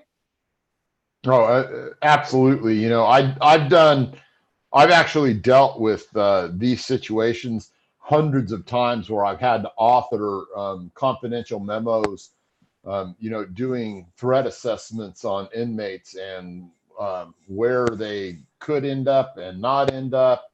And it's very complex. Even if the inmate is being completely forthcoming with you, it's just not an easy thing to accomplish. Right now, for instance, in California, they've changed everything that they've done with the sensitive needs yards, and so everything's up for grabs now. So I think she should probably just be thankful that at least there's a process going on here. Although I understand her not being able to take comfort in how long it takes. But just hopefully the length of time that it takes, they will get it right. All right. Well, Ken must be involved. Like, I guess he may know Rebecca because he got a little information. He goes, he was a green light. He told us that they all think he was a snitch, so we got him out of there quick. Okay. So here's the key here. So once there's a green light, there's going to be Hey, how you doing, Ken? Thanks. It gives us a little more information. A green light, you're moving the inmate regardless. If there's a declared green light, I don't care if the inmate wants PC or not, the investigative authorities are going to involuntary PC him. So unfortunately, at that point, it's going to be in the hole, probably just to kind of keep him away from everybody and everything, including phone calls, until they can go ahead and figure out exactly what that threat is. But also, to be honest with you, they're going to try to encourage the husband to communicate. Oh no, he goes, no, I don't know her. It's a separate incident. Okay, so in case of a green light, it's more specific. Green lights are no joke. If there's rumor going around, I mean, officers get green lit. If there's rumor going around that there is a green light on an inmate, that inmate's going to get removed immediately. They're going to be forced into protective custody or whatever, even if they don't want it, until we can determine where the threat is. But their communication is going to be very limited, even who communicates with them. There's sometimes where the inmate could be in such intense, PC that even the officers that deal with them are specialized. They're supervisor contact only, camera move only, camera cell in some cases, depending on it, but usually directly outside. So in this case here, if the threat is evident, like a green light, that's going to move a lot quicker. But again, they still need to encourage that inmate to give more details. And at that point, if the inmate has a green light on them, you might as well speak up. You're damned if you do, damned if you don't. So if you're not going to give up the information at that point, because here's another thing real quick, just to give you a little insight on this, is that this is all about liability. So I'll give you an example. Once it's made evident that there's a green light, and Russ, after I'm done, I need you to compliment me on this if that's okay. Once it's made evident that there's a green light on an individual, the facility, starting from administration on down, has to scramble now to protect that inmate. So there's going to be a zero tolerance approach with that inmate. The best way to protect that inmate is, you know what? Put him in the hole. It is what it is. We've got to figure out what the concern is. I know they're going to lose out on some rights or some privileges, but at that point, their life has greater value than having a TV. So you know what? Put them in the hole. We got to figure out what's going on. Now, the way it moves quicker is if that person that's been greenlit is cooperative. If the person's cooperative and is giving us information, then you can move things a little bit quicker and then find out where best to secure that inmate. But if the inmate is not giving up the information, here's what's going to happen. The investigative authorities, they're going to get tired. You know, they're trying to get the information. They're not getting the information. And then what they're going to say is, listen, if you're not giving us the information to protect you, and we're noting every time we're talking to you, we're noting every time you refuse us, well, here's what's going to happen, is that you're going to put us in a position where we can't protect you. And when your family goes to sue because we didn't, we're going to produce all the paperwork that says how many times we interviewed you and how many times you were uncooperative. And now your family, no one's going to get nothing. So at this point, to be honest with you, it becomes an exchange of liability. I'm interviewing you, you're giving me nothing. Eventually, I'm going to have to release you. You can't stay in the hole forever. So, I mean, Russ, you would have to agree. If at one point we go above and beyond and you're still not cooperating, eventually we're going to let you go, but we're good because we went above and beyond and you're just not cooperating with us. Yeah, you know, I've done so many of these, and you know, I've had inmates that cooperated with me 100%. I had inmates that cooperated with me 0. I had guys that actually they cooperated so little that they got returned back to the unit, and some of them out there, nothing happened to them, and some of them, you know, ended up getting hit. So, you know, it's just, everything in corrections, there's a huge spectrum, and there's just those cases where if they're not forthcoming, and if they're not, willing to, name names and point fingers, then, everything grinds to a halt, because then you don't know what to do with them. You don't even know if the threat is real sometimes. And, I had plenty of guys that I moved to the hole and then moved them right back later because they weren't cooperative and nothing happened to them. So what did happen? What was their issue? Well, they paid off their drug debt, or they lied because they just wanted to get off the yard for a little bit, and sometimes it's hard to tell. Sometimes you never find out what the truth is about a particular situation. Right. And guys, listen, I don't know if Rebecca's still here listening, but listen, there is that prison code. And it's kind of like you're damned if you do, you're damned if you don't. But the problem is, and we have to look at it from a logical perspective, if we don't give the people that are in the position to protect the information that they need to protect the inmate, well, it's like, okay, yeah, you got the prison code that says you're not going to snitch, because if you snitch, you're dead, but you already have a green light on you. So, you're dead anyway. So, if you get yourself caught in a position, because I'm going to tell you something, guys, it's that gang culture. It's tough to get out, or it makes it very hard for the investigative authorities to protect these inmates who make these very bad choices, but then they get stuck into the prison culture where they can't help the authorities protect the individual, because that's the key. So the problem here is that in order for us to protect you, you have to violate that prison code. And some people don't want to do it because, the pride or whatever it is. But at the end of the day, the agency is going to be like, okay, well, if you're not going to help us help you, then we can't do anything. So it's a very complicated decision that has to be made. I'm not saying it's easy, so don't get me wrong. It's not an easy decision, because the choice to get into a gang is sometimes an impossible situation for someone in a prison that may be forced to click up, because if they don't, they're going to get bullied. It's a different culture there. So, I'm not going to get mad at somebody for making a choice that they were compelled into, because I've seen good people become bad individuals. I've also seen bad people become good individuals. But the point is that at one point, you're going to get hit up with, the consequences of these negative choices. And then now we have to scramble as professionals in the field to clean up those negative choices. And that's where we need your cooperation. If you don't give us that cooperation to help us get you out of your mess, then you're going to remain in your mess. I mean, there's nothing easy about that. There's just not. All we can hope is that the family pushes the individual to do the right thing so we can protect them. And then you rely on the agency to protect the individual. But I will say this, though. We will do our best. Nothing's 100%. Russ hit it right on the nail. To protect people from the bad choices they make. And sometimes our best just isn't good enough. It happens. But don't forget, we're trying to clean up a bad choice that individual makes. It wasn't a choice we made for them. It was a choice that they made on their own. But we will do what we can to protect the consequence of that bad choice.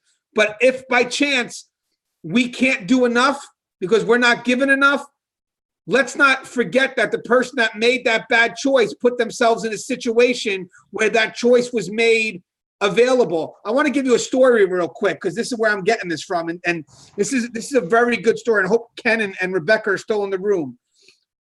I remember this was this was a very profound moment for me. I was talking to an inmate one day, and in my position, I look for a sense of responsibility before I move an inmate forward into, let's say, giving them some level of status or some type of privilege or reward that's not a right, something they have to earn. So one of the key is that when you look for people to move forward, you want them to take a level of responsibility over the choices that they have made, the onus, that they have to take responsibility, because that's where true change happens. True change happens when people take responsibility of their actions and move forward. So when the individual was asked, how do you feel about the actions you did? In this case, this individual had shot somebody who was trying to steal his stash. His answer was brutally honest. I said, do you regret what you did? And this inmate said to me, no. So at first, I'm taken back, because he knows what I want. I want responsibility. I want regret.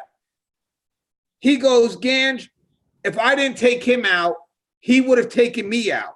But this is what I do regret. I regret that I lived a life that had to become a choice.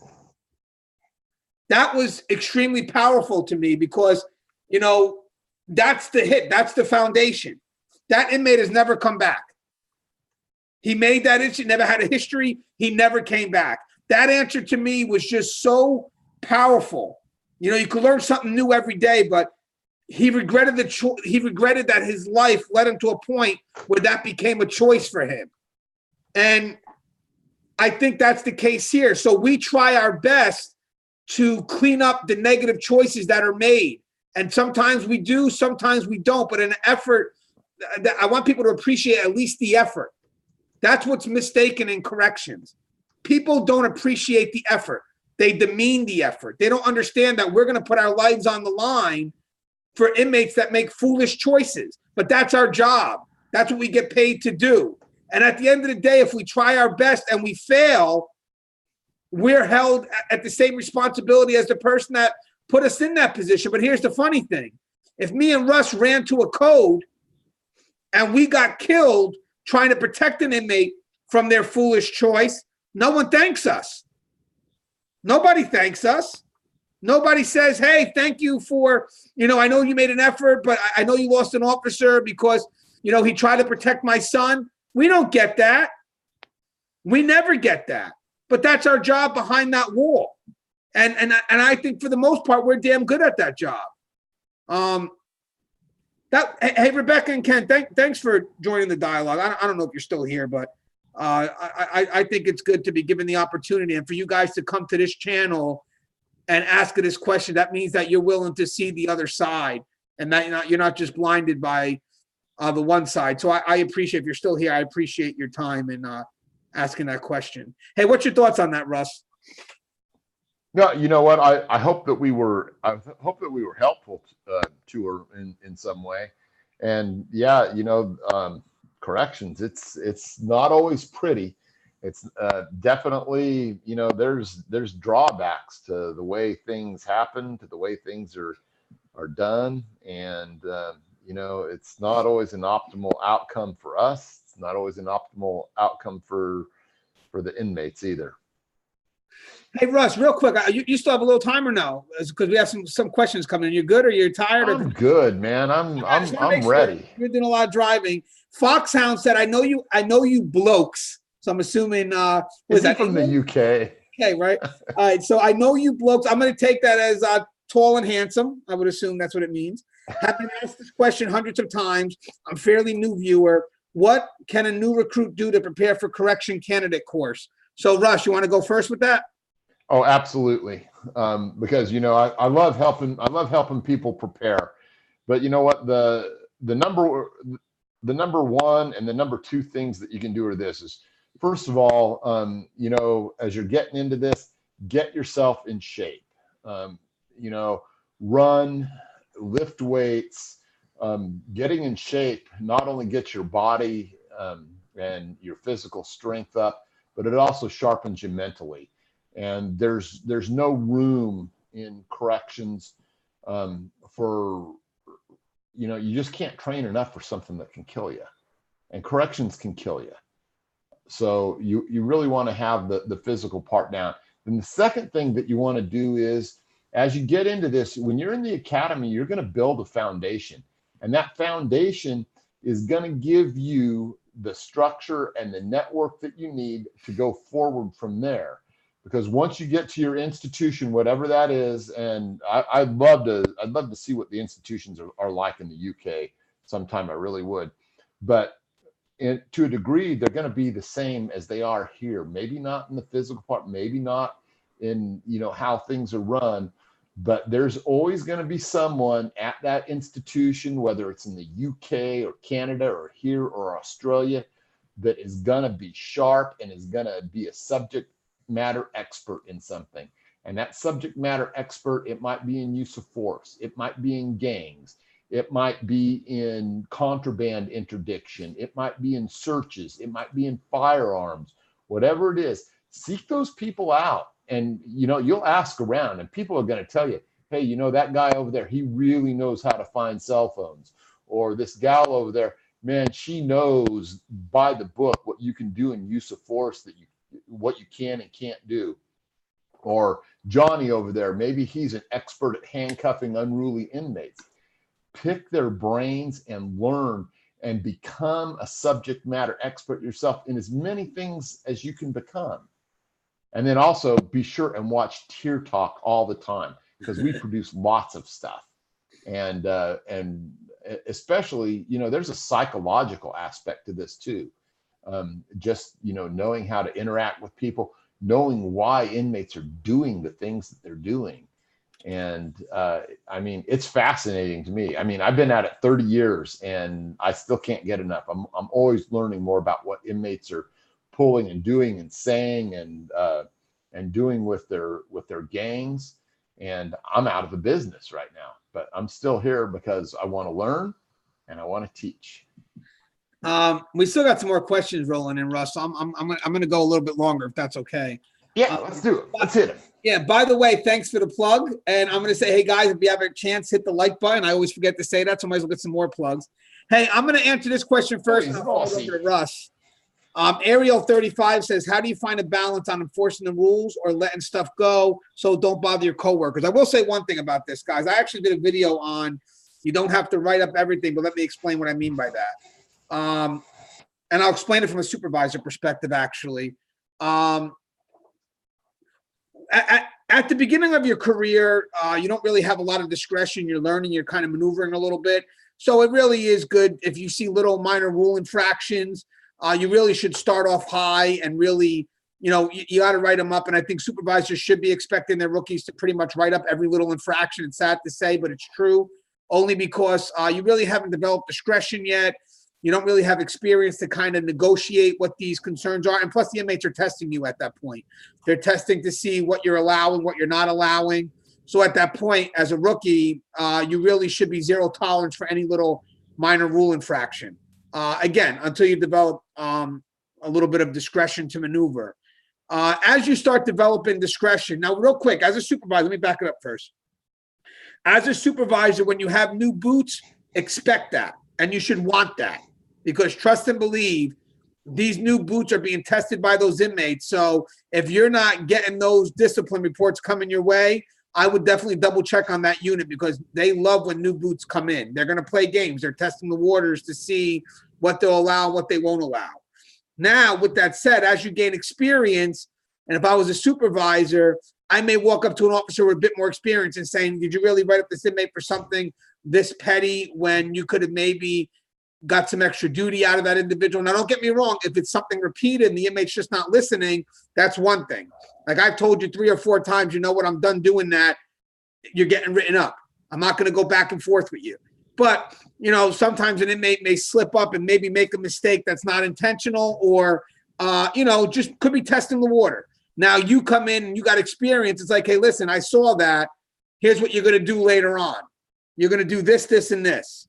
You know, it's showing that you're not tolerating it, but you're handling the discipline between you and that inmate. When the supervisor comes in, sometimes what happens with the write-ups are you're given the write-up now for the supervisor to handle. So now let's say you write up an inmate for something petty. The supervisor may come in and say, listen, I got to handle this now, but technically maybe that's something that you could have handled instead of writing up every little thing. Because sometimes you have officers that write up every little thing, and it's like, you know what, man, you could be handling this in-house. You're going to have people that are, you know, they're going to kind of do this foolish shit with minor rules, but I want to see how you handle it first. So again, if you're new to the field, limited discretion, write up everything, the supervisor should expect it. But as you start gaining some experience, learn how to maneuver and learn how to handle how you're going to discipline the inmate, again, for minor stuff between you and that inmate, unless there's a need to take it up a notch.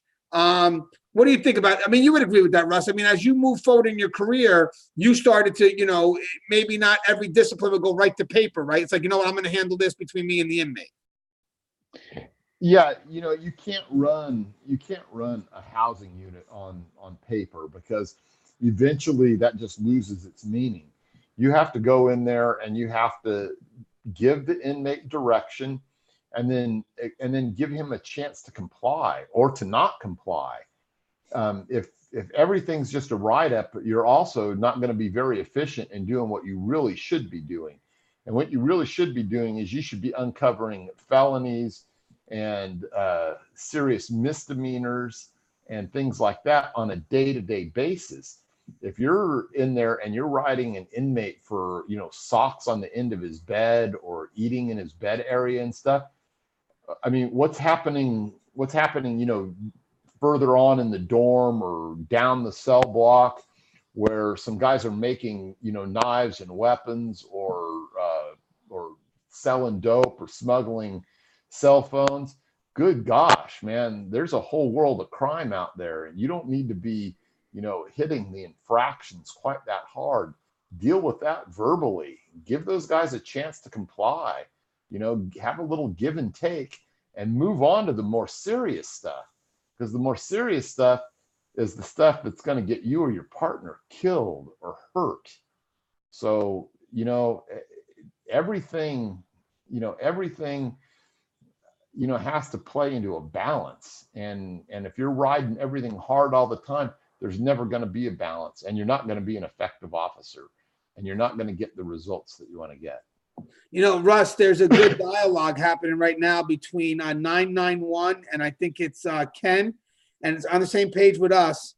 Ken goes, come in hard, loosen up as you go. 911 says these new guys come in writing up the pettiest of charges, eating in bunk areas, etc. It's just, it gets the whole dorm in an uproar, and it's not a good time calming them all back down. But then Ken says 911 new boots need to show they're not going to be pushovers. I'm sure you remember being tested every day as a rook, and I agree with Ken on this. And then 911 calls and goes, there's a way to go about it, though, showing corrective counseling between you and the inmate shows you don't tolerate it, but also you don't need paperwork to make your point. Okay, so I do see where 991 is coming from, but I will have to say one thing.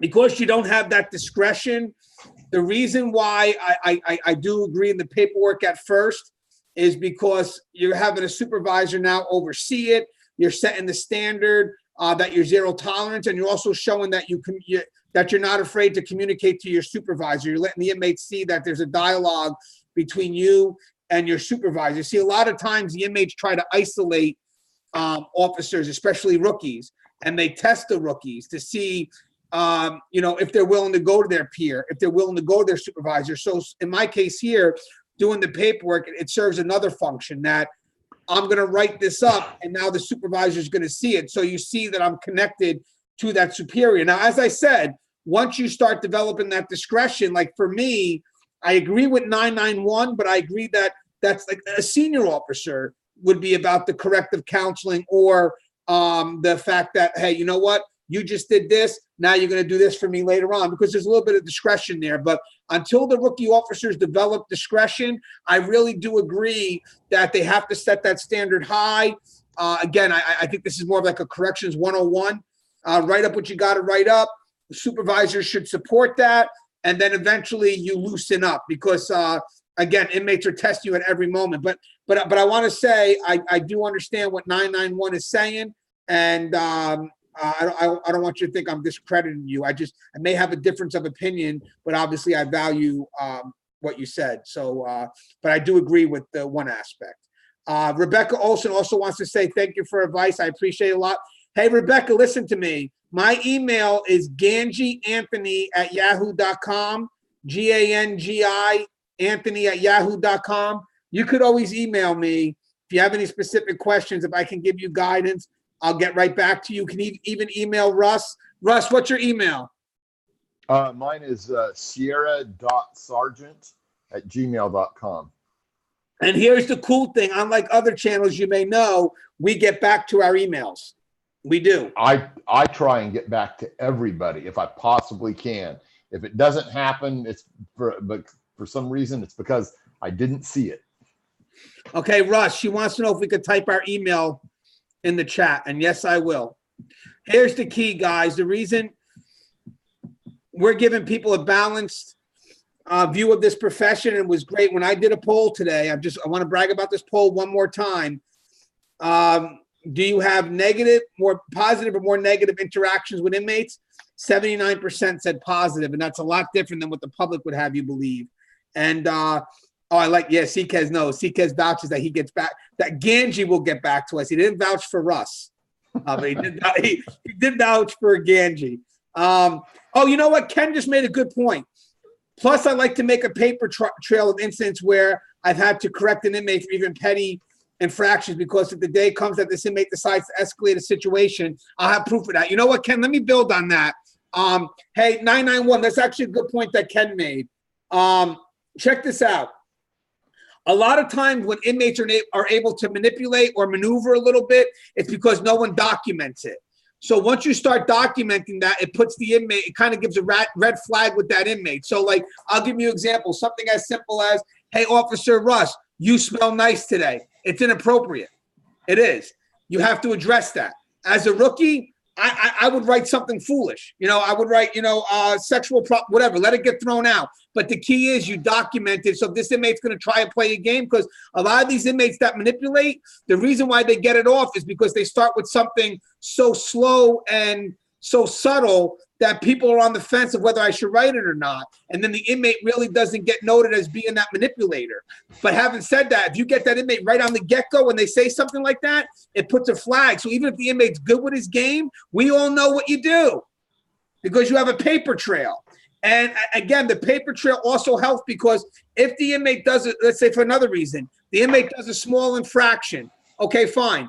Now you've been told once not to do it. You're still doing it again. Now, here's the funny thing. Because you're disobeying that order, that small infraction, if you keep on disobeying and committing that small infraction, you're going to get written up for a big charge because those small infractions add up. So that's a good perspective, Ken. Very good. 991 says, I agree with both sides for sure. Paperwork is necessary, but there are times that's just counseling. Again, I'm not negating that. I don't want you to think I'm negating that. As I said, that's how I ran my unit. I wasn't quick for paper, believe it or not. But again, at first I was. And then I figured a ways to maneuver and not be such a pain in the ass to my supervisor. But I was lucky because I had supervisors that at the beginning of my career supported me and expected me to do that. Now, if you have supervisors that don't, and they kind of just mad because you're making them work, then the problem is the officer is going to become hesitant at the very beginning of his career, and the fucking inmates are going to walk all over him. Am I right, Russ? Yeah, it's like anything else, corrections takes some getting used to. And people hopefully hit their stride earlier on if they can. Some people, it takes them a little while to hit their stride. So my thoughts always on it though is I try to leave the paper alone because I always figure that there's a way that I can deal with the inmates and get them to do what I want without having to put that on them. I was always one for playing inmates against each other, playing them against time frames. I'd come back, check on them later. Try and put myself in the best possible light while making them look foolish if possible. And, eventually you gain compliance. And what it is, you just got to think of corrections as a great big laboratory. And it's a great big psychological laboratory. And you get to go in there and you get to do all sorts of experiments that you couldn't get away with doing in the real world.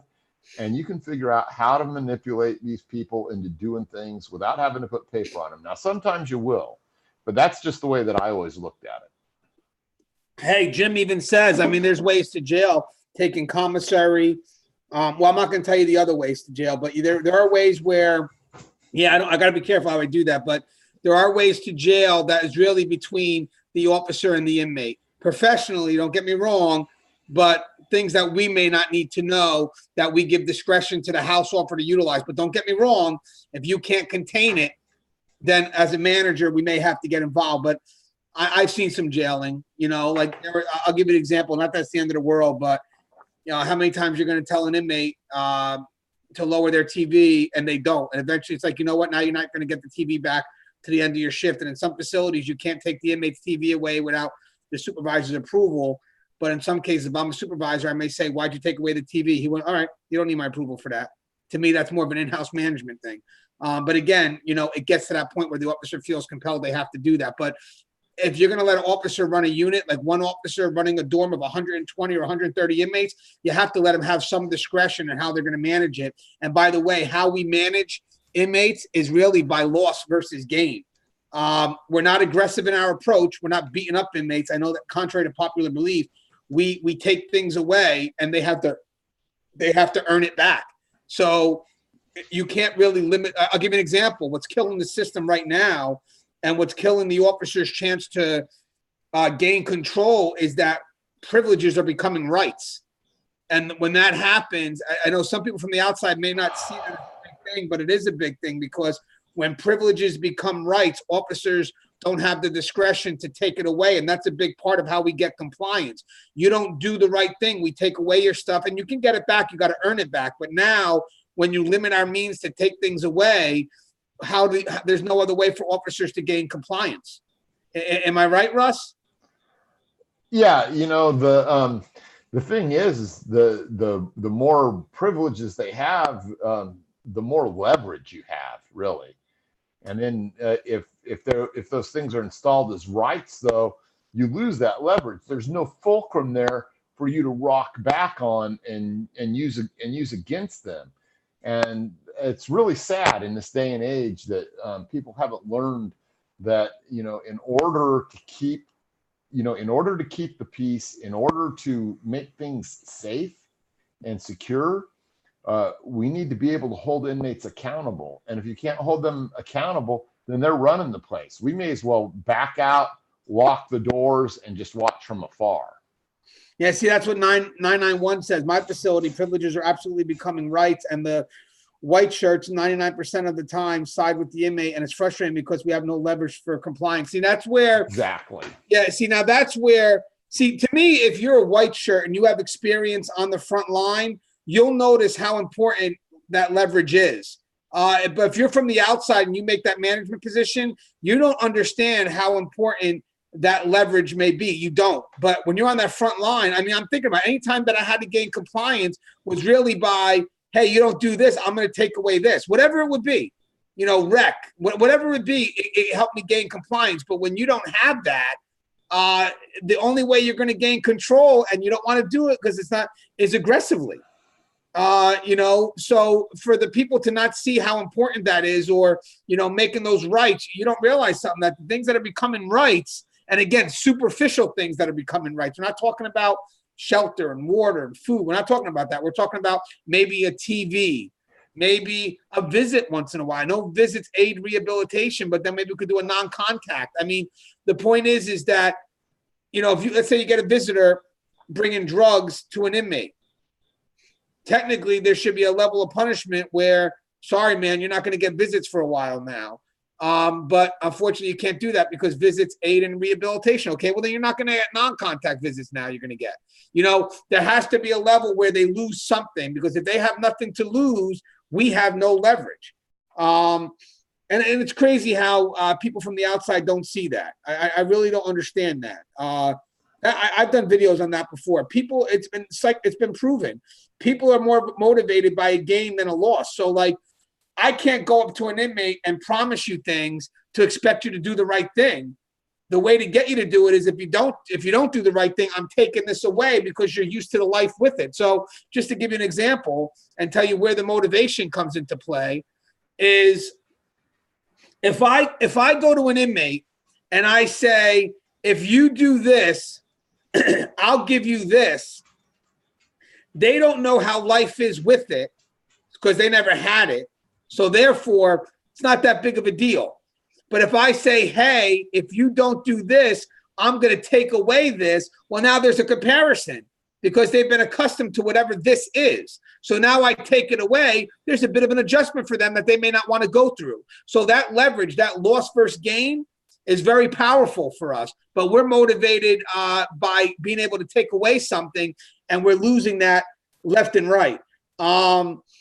Could you imagine staff just backing out and locking them all in some of the Mexican prisons? Yeah. I don't know.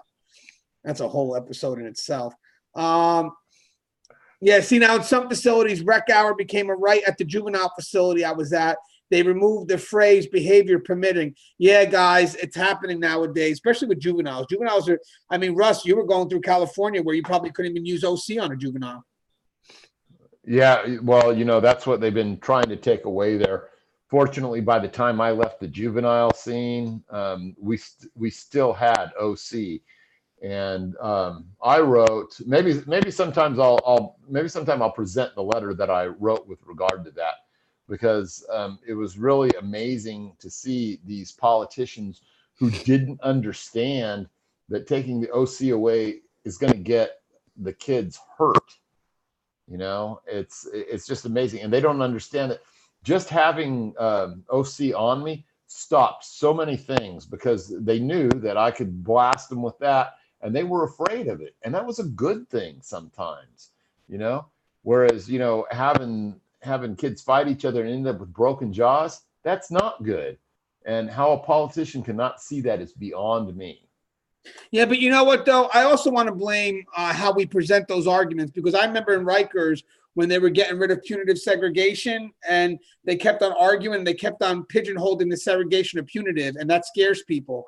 It's not just punitive. There's many reasons for segregation. So it's like you got to get rid of punitive, and they're coming back and saying, well, we need punitive. Stop with saying the word punitive. Same thing here with the OC. You know, we advertise these tools as tools of aggression, as tools not to defend, but to be aggressive with, when technically you just said it right off the bat. These are tools that are used to defend and de-escalate. So if I come back up and say, yeah, I need OC to spray some inmates when they're coming at me, well, or, hey, sometimes the OC is a de-escalation tool because it gives me a chance to step up to bring down. You know, it's really a continuum of force. This is where Russ is the expert, but tell me if you agree with me, Russ, on this. But there really is no level of force. It's a continuum of force. So if you don't give me the tools to take it up a notch, I have to go tit for tat with an inmate, which makes it a lot harder for me to bring it down. Where if you give me the tool, like the inmate's coming at me with a fist, I have OC, I can go to mechanical. That gives me a better chance to bring it down, because anytime we're using force, it's not supposed to be on equal ground.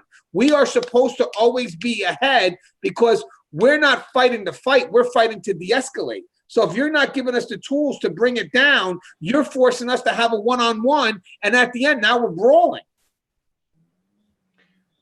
Absolutely. You know, anytime that you have, you know, force and pounds of pressure collide, you're going to end up with people getting hurt. And whether that's staff or whether that's inmates, that's always going to be a bad thing. You know, I remember when I first came into the department and we didn't have OC, everything was a big old Donnybrook, and you ended up with a pile of bodies, and it was injurious to the inmates. It was injurious to us. And then after we got that pepper spray, boy, I'll tell you what, the number of you know, injuries and trauma and everything came down a lot. It came down significantly. And, you know, just think about all those dollars that the department saved on, you know, broken jaws and lawsuits and all these things. And yet people recoil in horror because prison officers have OC as an option to them. It's ridiculous. People really don't understand the big picture, and they certainly don't understand strategy, and they don't understand tactics at all. You know what, Russ? I agree. I hope I don't lose subscribers for this, but I'm going to say it, though. You know, we have to be fair. It's how we defend our positions. Sometimes we get so caught up in the heat of the moment that we're going tit for tat, and we don't realize that what we're saying is really not defending it. It's actually proving the point. So again, same thing with the tools. You know, what's the tool utilized for? And we don't realize that not one person's saying it's to de-escalate. Good night, Jim. Always a pleasure, brother. Love to have you on. You know, again, you know, hopefully you guys, we're going to try to get some more chats. We're going to try to get a consistent schedule, but right now, Friday nights seem to work pretty well for me and Russ. But you know what? I think it really goes about how we defend our positions. You know, I think that the problem here is that, you know what, guys, let's just think about it this way, actually. And Russ, tell me if you agree. I'm trying to think of it from a good perspective here. All right, guys, so check this out. When we have to defend our position, we always have to prepare for what are the possible arguments against whatever it is that we need to change. So let's say, well, let's talk about segregation, right? So right now let's say nationally, there's a move to get rid of segregation. Of course, they're using that from a primitive definition of solitary confinement. And we know that's not the practice, obviously, right? So the thing is this. So if we know we need some form of segregation, right?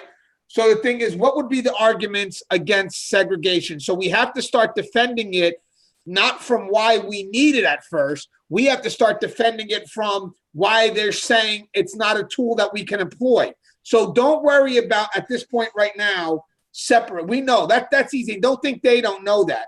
They know that. That's a common sense argument. So if they say, well, you don't need segregation, they know that our answer is going to be, well, you have to separate inmates that are dangerous. They know that answer. So we're not giving them anything new. They know that's going to be the response. But now if we look at the argument from their perspective, so what are you saying segregation is? Well, it's an area where you don't get programming and inmates are never allowed out and all this other shit. Well, then you create a world where that becomes possible. Sorry, guys, but you have to do that. Still segregated, don't get me wrong, but in a controlled manner, you allow some form of movement only because you can. When they come out and they try to challenge that perspective, you're like, well, wait a second. What do you mean there's no programming? We're loaded with programming. So what's your argument now? What do you mean they're not allowed out? They are allowed out. They get wrecked. They get whatever. So what's your argument now? They don't have an argument at all. So now you've evolved into what their argument was, but you revolutionized the changes to the point where they don't have it. Now, the problem is that we're still losing the tool because we're not telling people that it's not what you think it is. That one of my very first shows was Oprah's going against solitary, and she explains such this primitive version of what it is. And it's like, have you even walked into a prison? There's programming there. There's they're out most of the fucking day. I mean, I just can't explain it. And you got this primitive notion. And the problem is that when you get these people from a higher level, they're just like, well, you know what? We'll just have to get rid of it. You're not even defending it. You got to implement the changes, and then they have no argument against it. So my concern is this. It's really an argument for management or higher level executive staff to back up the front line, but the argument should be defended by executive staff only because what needs to be done has to be facilitated by multiple departments, because again, it's a multiple perspective solution. It's not just, you got to involve them with rehabilitation and all this other stuff. So the solution has to come from so many different levels that you would expect the higher level management to defend it, because they're the ones in the best position to know what needs to be facilitated to the point where it doesn't violate what people think are the rights of the inmates that are housed there. Unfortunately, it's still being defined by these primitive terms, and the changes that are happening are changes that are really killing the system. But I want to add something else, because there's something else that has to be added here. And I think this is where I did a video on this. There are changes that are happening to corrections right now that we can't control. They're happening. There's nothing you can do about it. They're going to happen. You're going to get good management, because we got to stop generalizing. If I have a bad feeling with one administrator, it doesn't mean it's all administration. If I have one officer, it's not all officers, it's not all inmates. We have to stop generalizing. No, it's specifically Russ. No, it's specifically Gangi, and I'm not going to use that to generalize administration. So with that said, good management may come to the front line and tell the front line, hey guys, we have to go through this change. It's going to happen. It's coming, push down on me. I need your help. How can we make it better? Now, if the front line comes up and says, I'm sorry, we can't do it, there's nothing we can do. And here's the sad thing, guys. Let's say let's say the management, who really doesn't have frontline experience, can go in and pick out simplistic things that you could be doing to facilitate that. Then we know for a fact that if I could pick on that, and I'm not frontline living it every day, then you're not even making the effort, because obviously you don't want to do it. The changes are going to happen, but guess who's not going to be involved in those changes? The front line.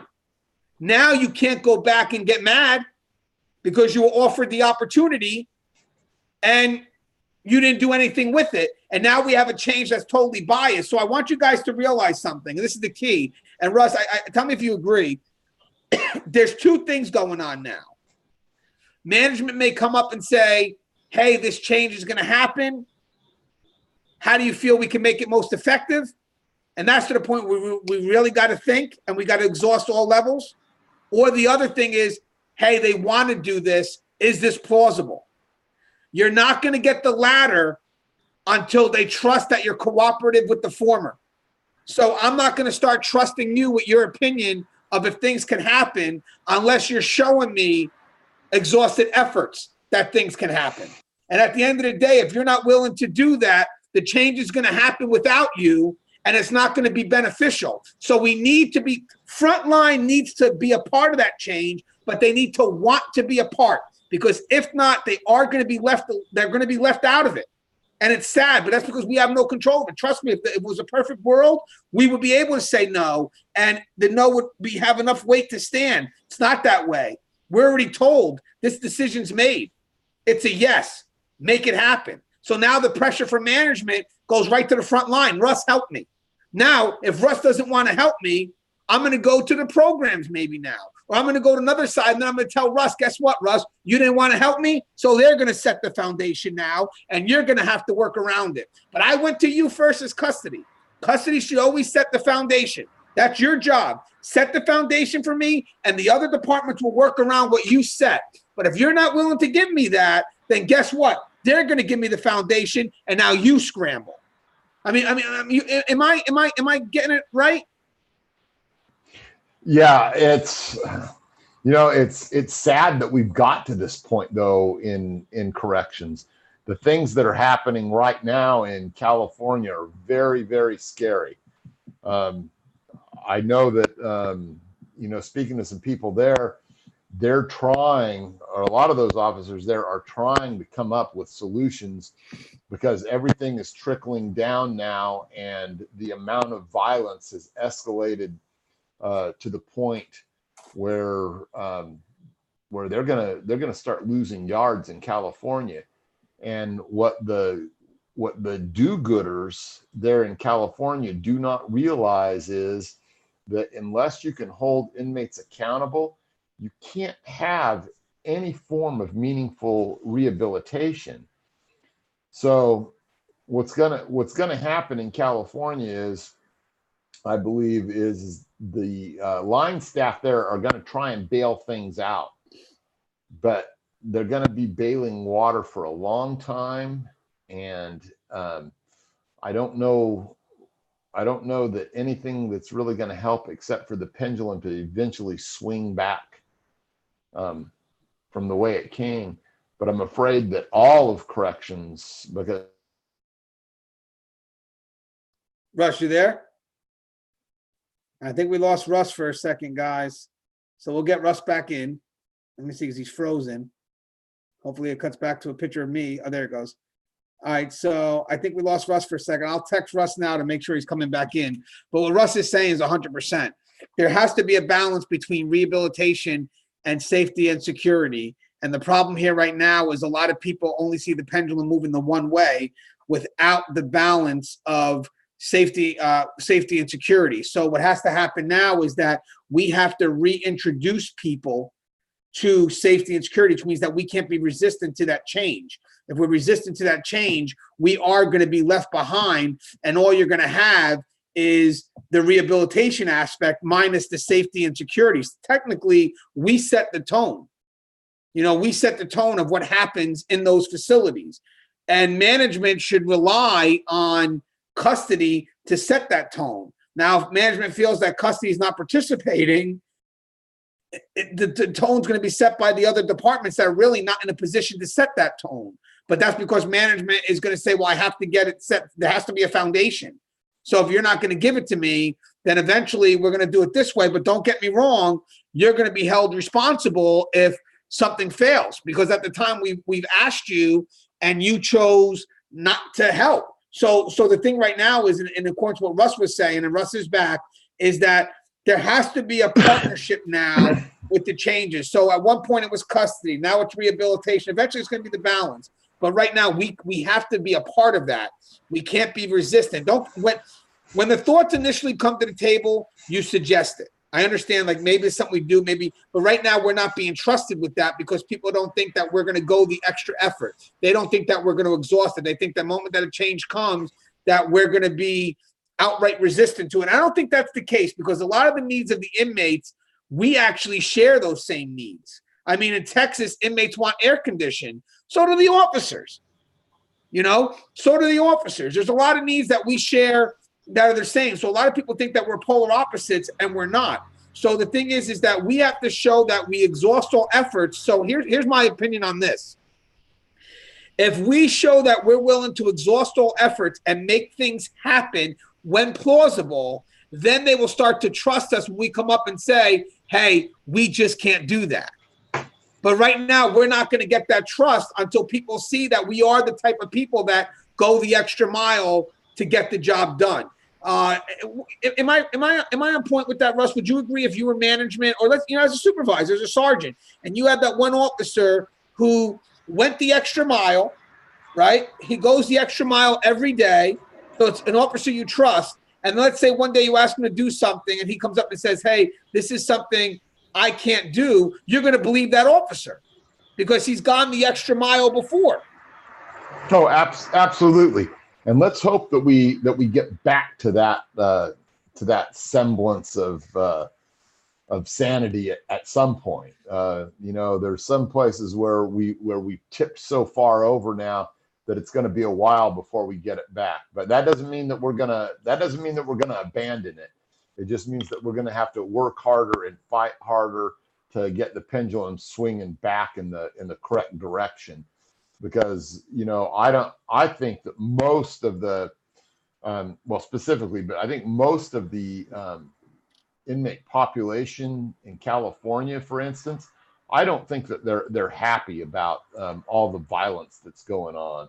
I think that they'd much rather see a semblance of discipline. But right now, what's happened is California has just flushed out all of the shoe units, all of the gangbangers, all of the shot callers, and they've put them all into the general population yards. And so now every single yard is just kicking off, and it's just one riot after another, day in and day out. There was something in the paper too recently about a family suing because the inmate, one of the inmates were killed by, I think, the white supremacist group, and they felt that, or no, rival gangs or something, because they were being housed together. I forget, but there was something that you're mentioning recently, because remember, they did the change. They released everybody out of that isolated gang confinement, which technically, in my opinion, is definitely needed. But unfortunately, the people that don't work in facilities decided to make that change. Now, guys, as we get ready to come to a close, I want to just cover one more thing.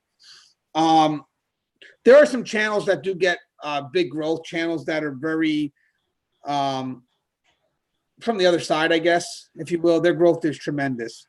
I mean, it's ridiculous. I just saw a channel recently right now. I actually feel I only watched a few of her videos, but I felt her content was fair to some extent. If she had something bad to say about an officer, she was quick to say that's not all officers. So I do respect that. I mean, it's a different perspective, but I do respect that. Thank you, Chris. Have a good night as well. There are some of our people that are in that audience. So there has to be an effort for me to kind of, I got to get those people. If there's a chance for me to go on one of those shows, because I may try, I'm thinking about it. I happened to me before, I'm going to get slaughtered on my channel by those that, in my opinion, are just juvenile. There's just nothing you can do to convince them. There's no effort for middle road for them. They're just going to slaughter the channel with disrespectful comments. And then I just have to monitor everything. So it's tough because it's a lot of work. It happened to me once before. And I was up for days deleting all the negative comments and threats to my family. So sometimes there's people out there that we got to get to, but they're mixed in with an audience that and you got to realize something too, guys, their audience is very involved. It's not like 300 and something or 400 something thousand followers with limited involvement. I mean, they get thousands of likes. So you're getting hit with that on your channel. It just slaughtered. So what we need to do, guys, is that we're creating a channel that gives everybody a chance to speak. You know, we have another channel coming up soon called On the Line. But we give people a chance to speak. So it's not like, you know, it's Tier Talk, yes, you know, but it's not Anthony Gangi all the time. It's not Russ Hamilton all the time. And, you know, if you have something you can say and the department says that you're allowed to say it, or guys, if you ever want us to come to your facility and your department approves this, tell us what you want to see. If you want to advertise a technique you guys have or a program, whatever it is about corrections, we can get there. We could film it. We could post it up, or you could do it. Right? If they want you to do it, you could film it. You could be the star and send it to me and I'll post it up. You don't always need me. You could be the hero in the story. That it's your story. Be the hero for it. You know, just send me the video and we'll post it up. It doesn't, me and Russ don't have to be there unless you want us to. If it's your story and you want to tell it, your corrections, if it works, I'll put it on my venue. But the key here is that we have to get the content out. You know, we have to share the content. We have to, engage. I mean, we want to get boosted on the algorithm. So we got to get the likes going. We got to get the views up there. That's how the YouTube algorithm works. You know, the more active the audience is, the more YouTube promotes. I don't monetize my YouTube channel. So I don't believe this is advice. I don't need to make money off this. The only money I make right now is just to keep the show going, like for equipment or traveling expenses. There's really no profit here. I still live in the hood. And, still check by check.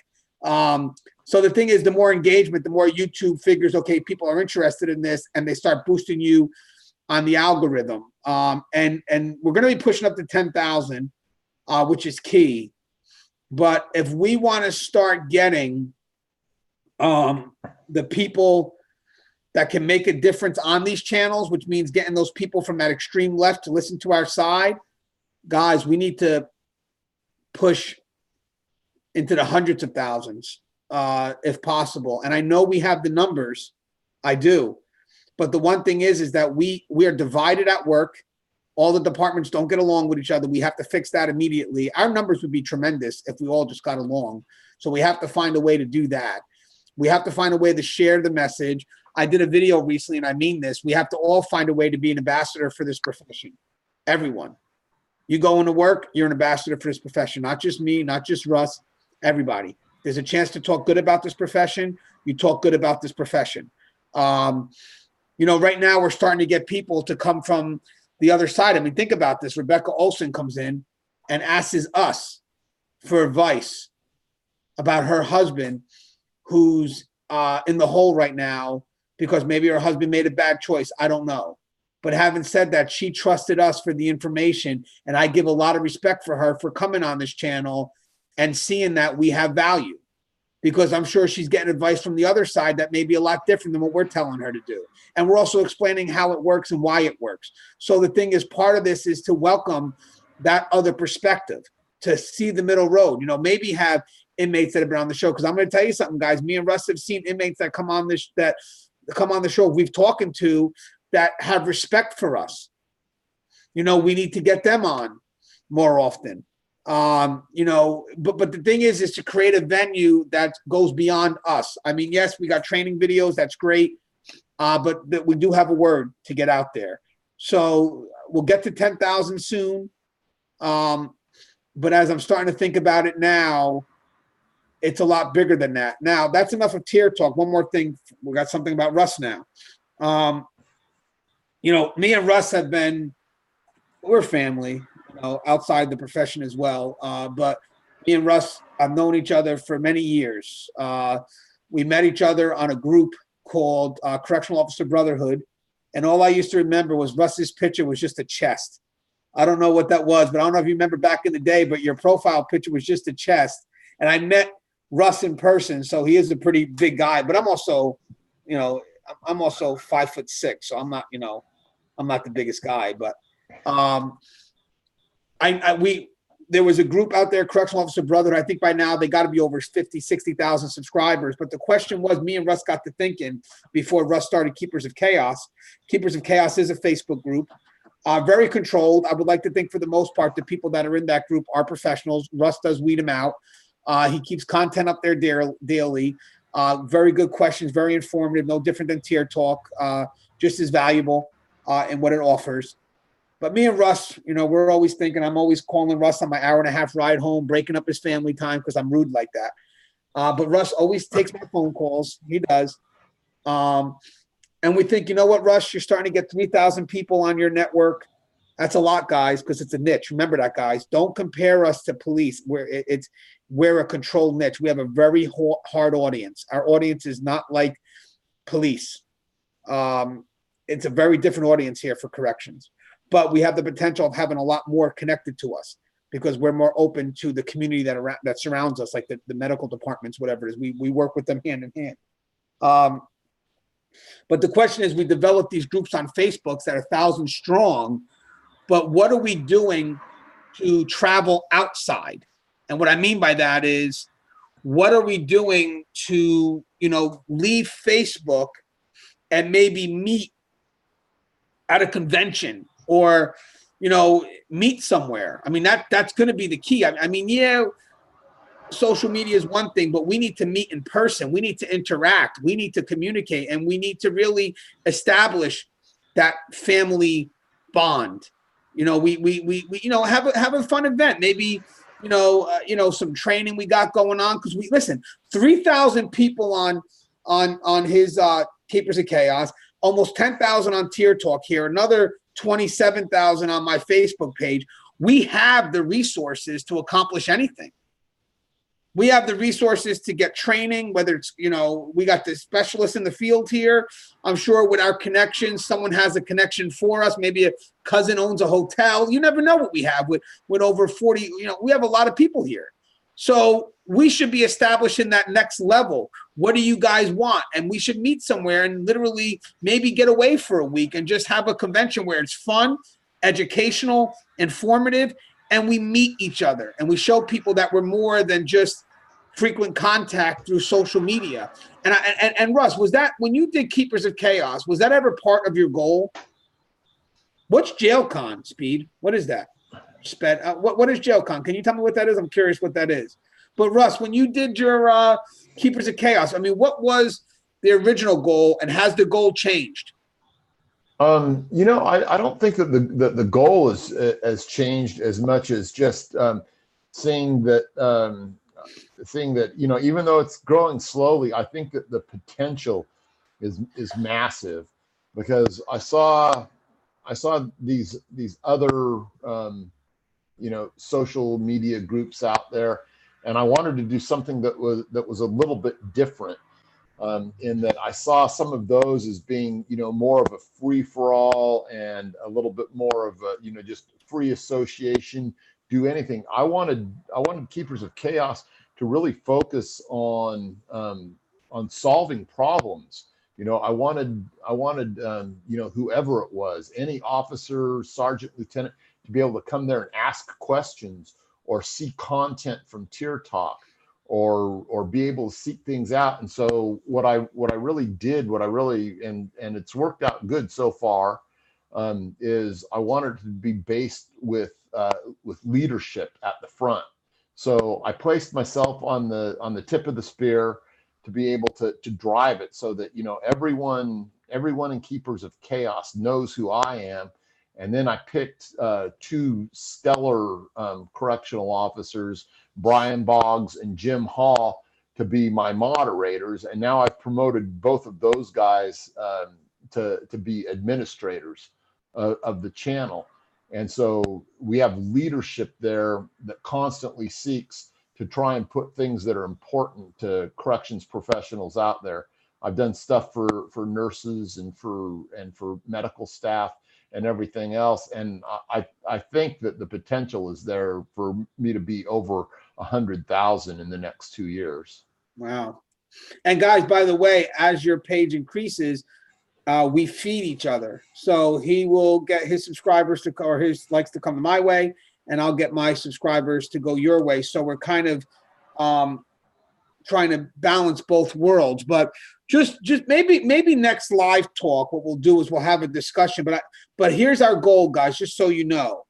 If we were to do an event, I would like to think, with all the connections we have, and what we could provide, there should be no cost except for maybe stay and food, maybe. I think we should get instructors that would want to do it for free, just for exposure or anything. I mean, that can't be that hard. I mean, I have a venue, hey, you do this for me, I'll put you on my venue. You never know who can get a call. And you do get calls, I'll distribute. I mean, there's ways we could work on that. But the thing is that it should be minimal cost. There'll be no profit for us. We just want to have an event. And I would like to think that the people who get involved, because you're bettering the profession, they shouldn't charge us. Because I'm going to tell you something. With a venue like this, with the subscribers that I have, with the numbers he has, I can get people that would want to do it for free that probably have more value than the people that want to charge for it. Because I don't want people motivated by cost. I want people motivated because they want to do it for the right reasons.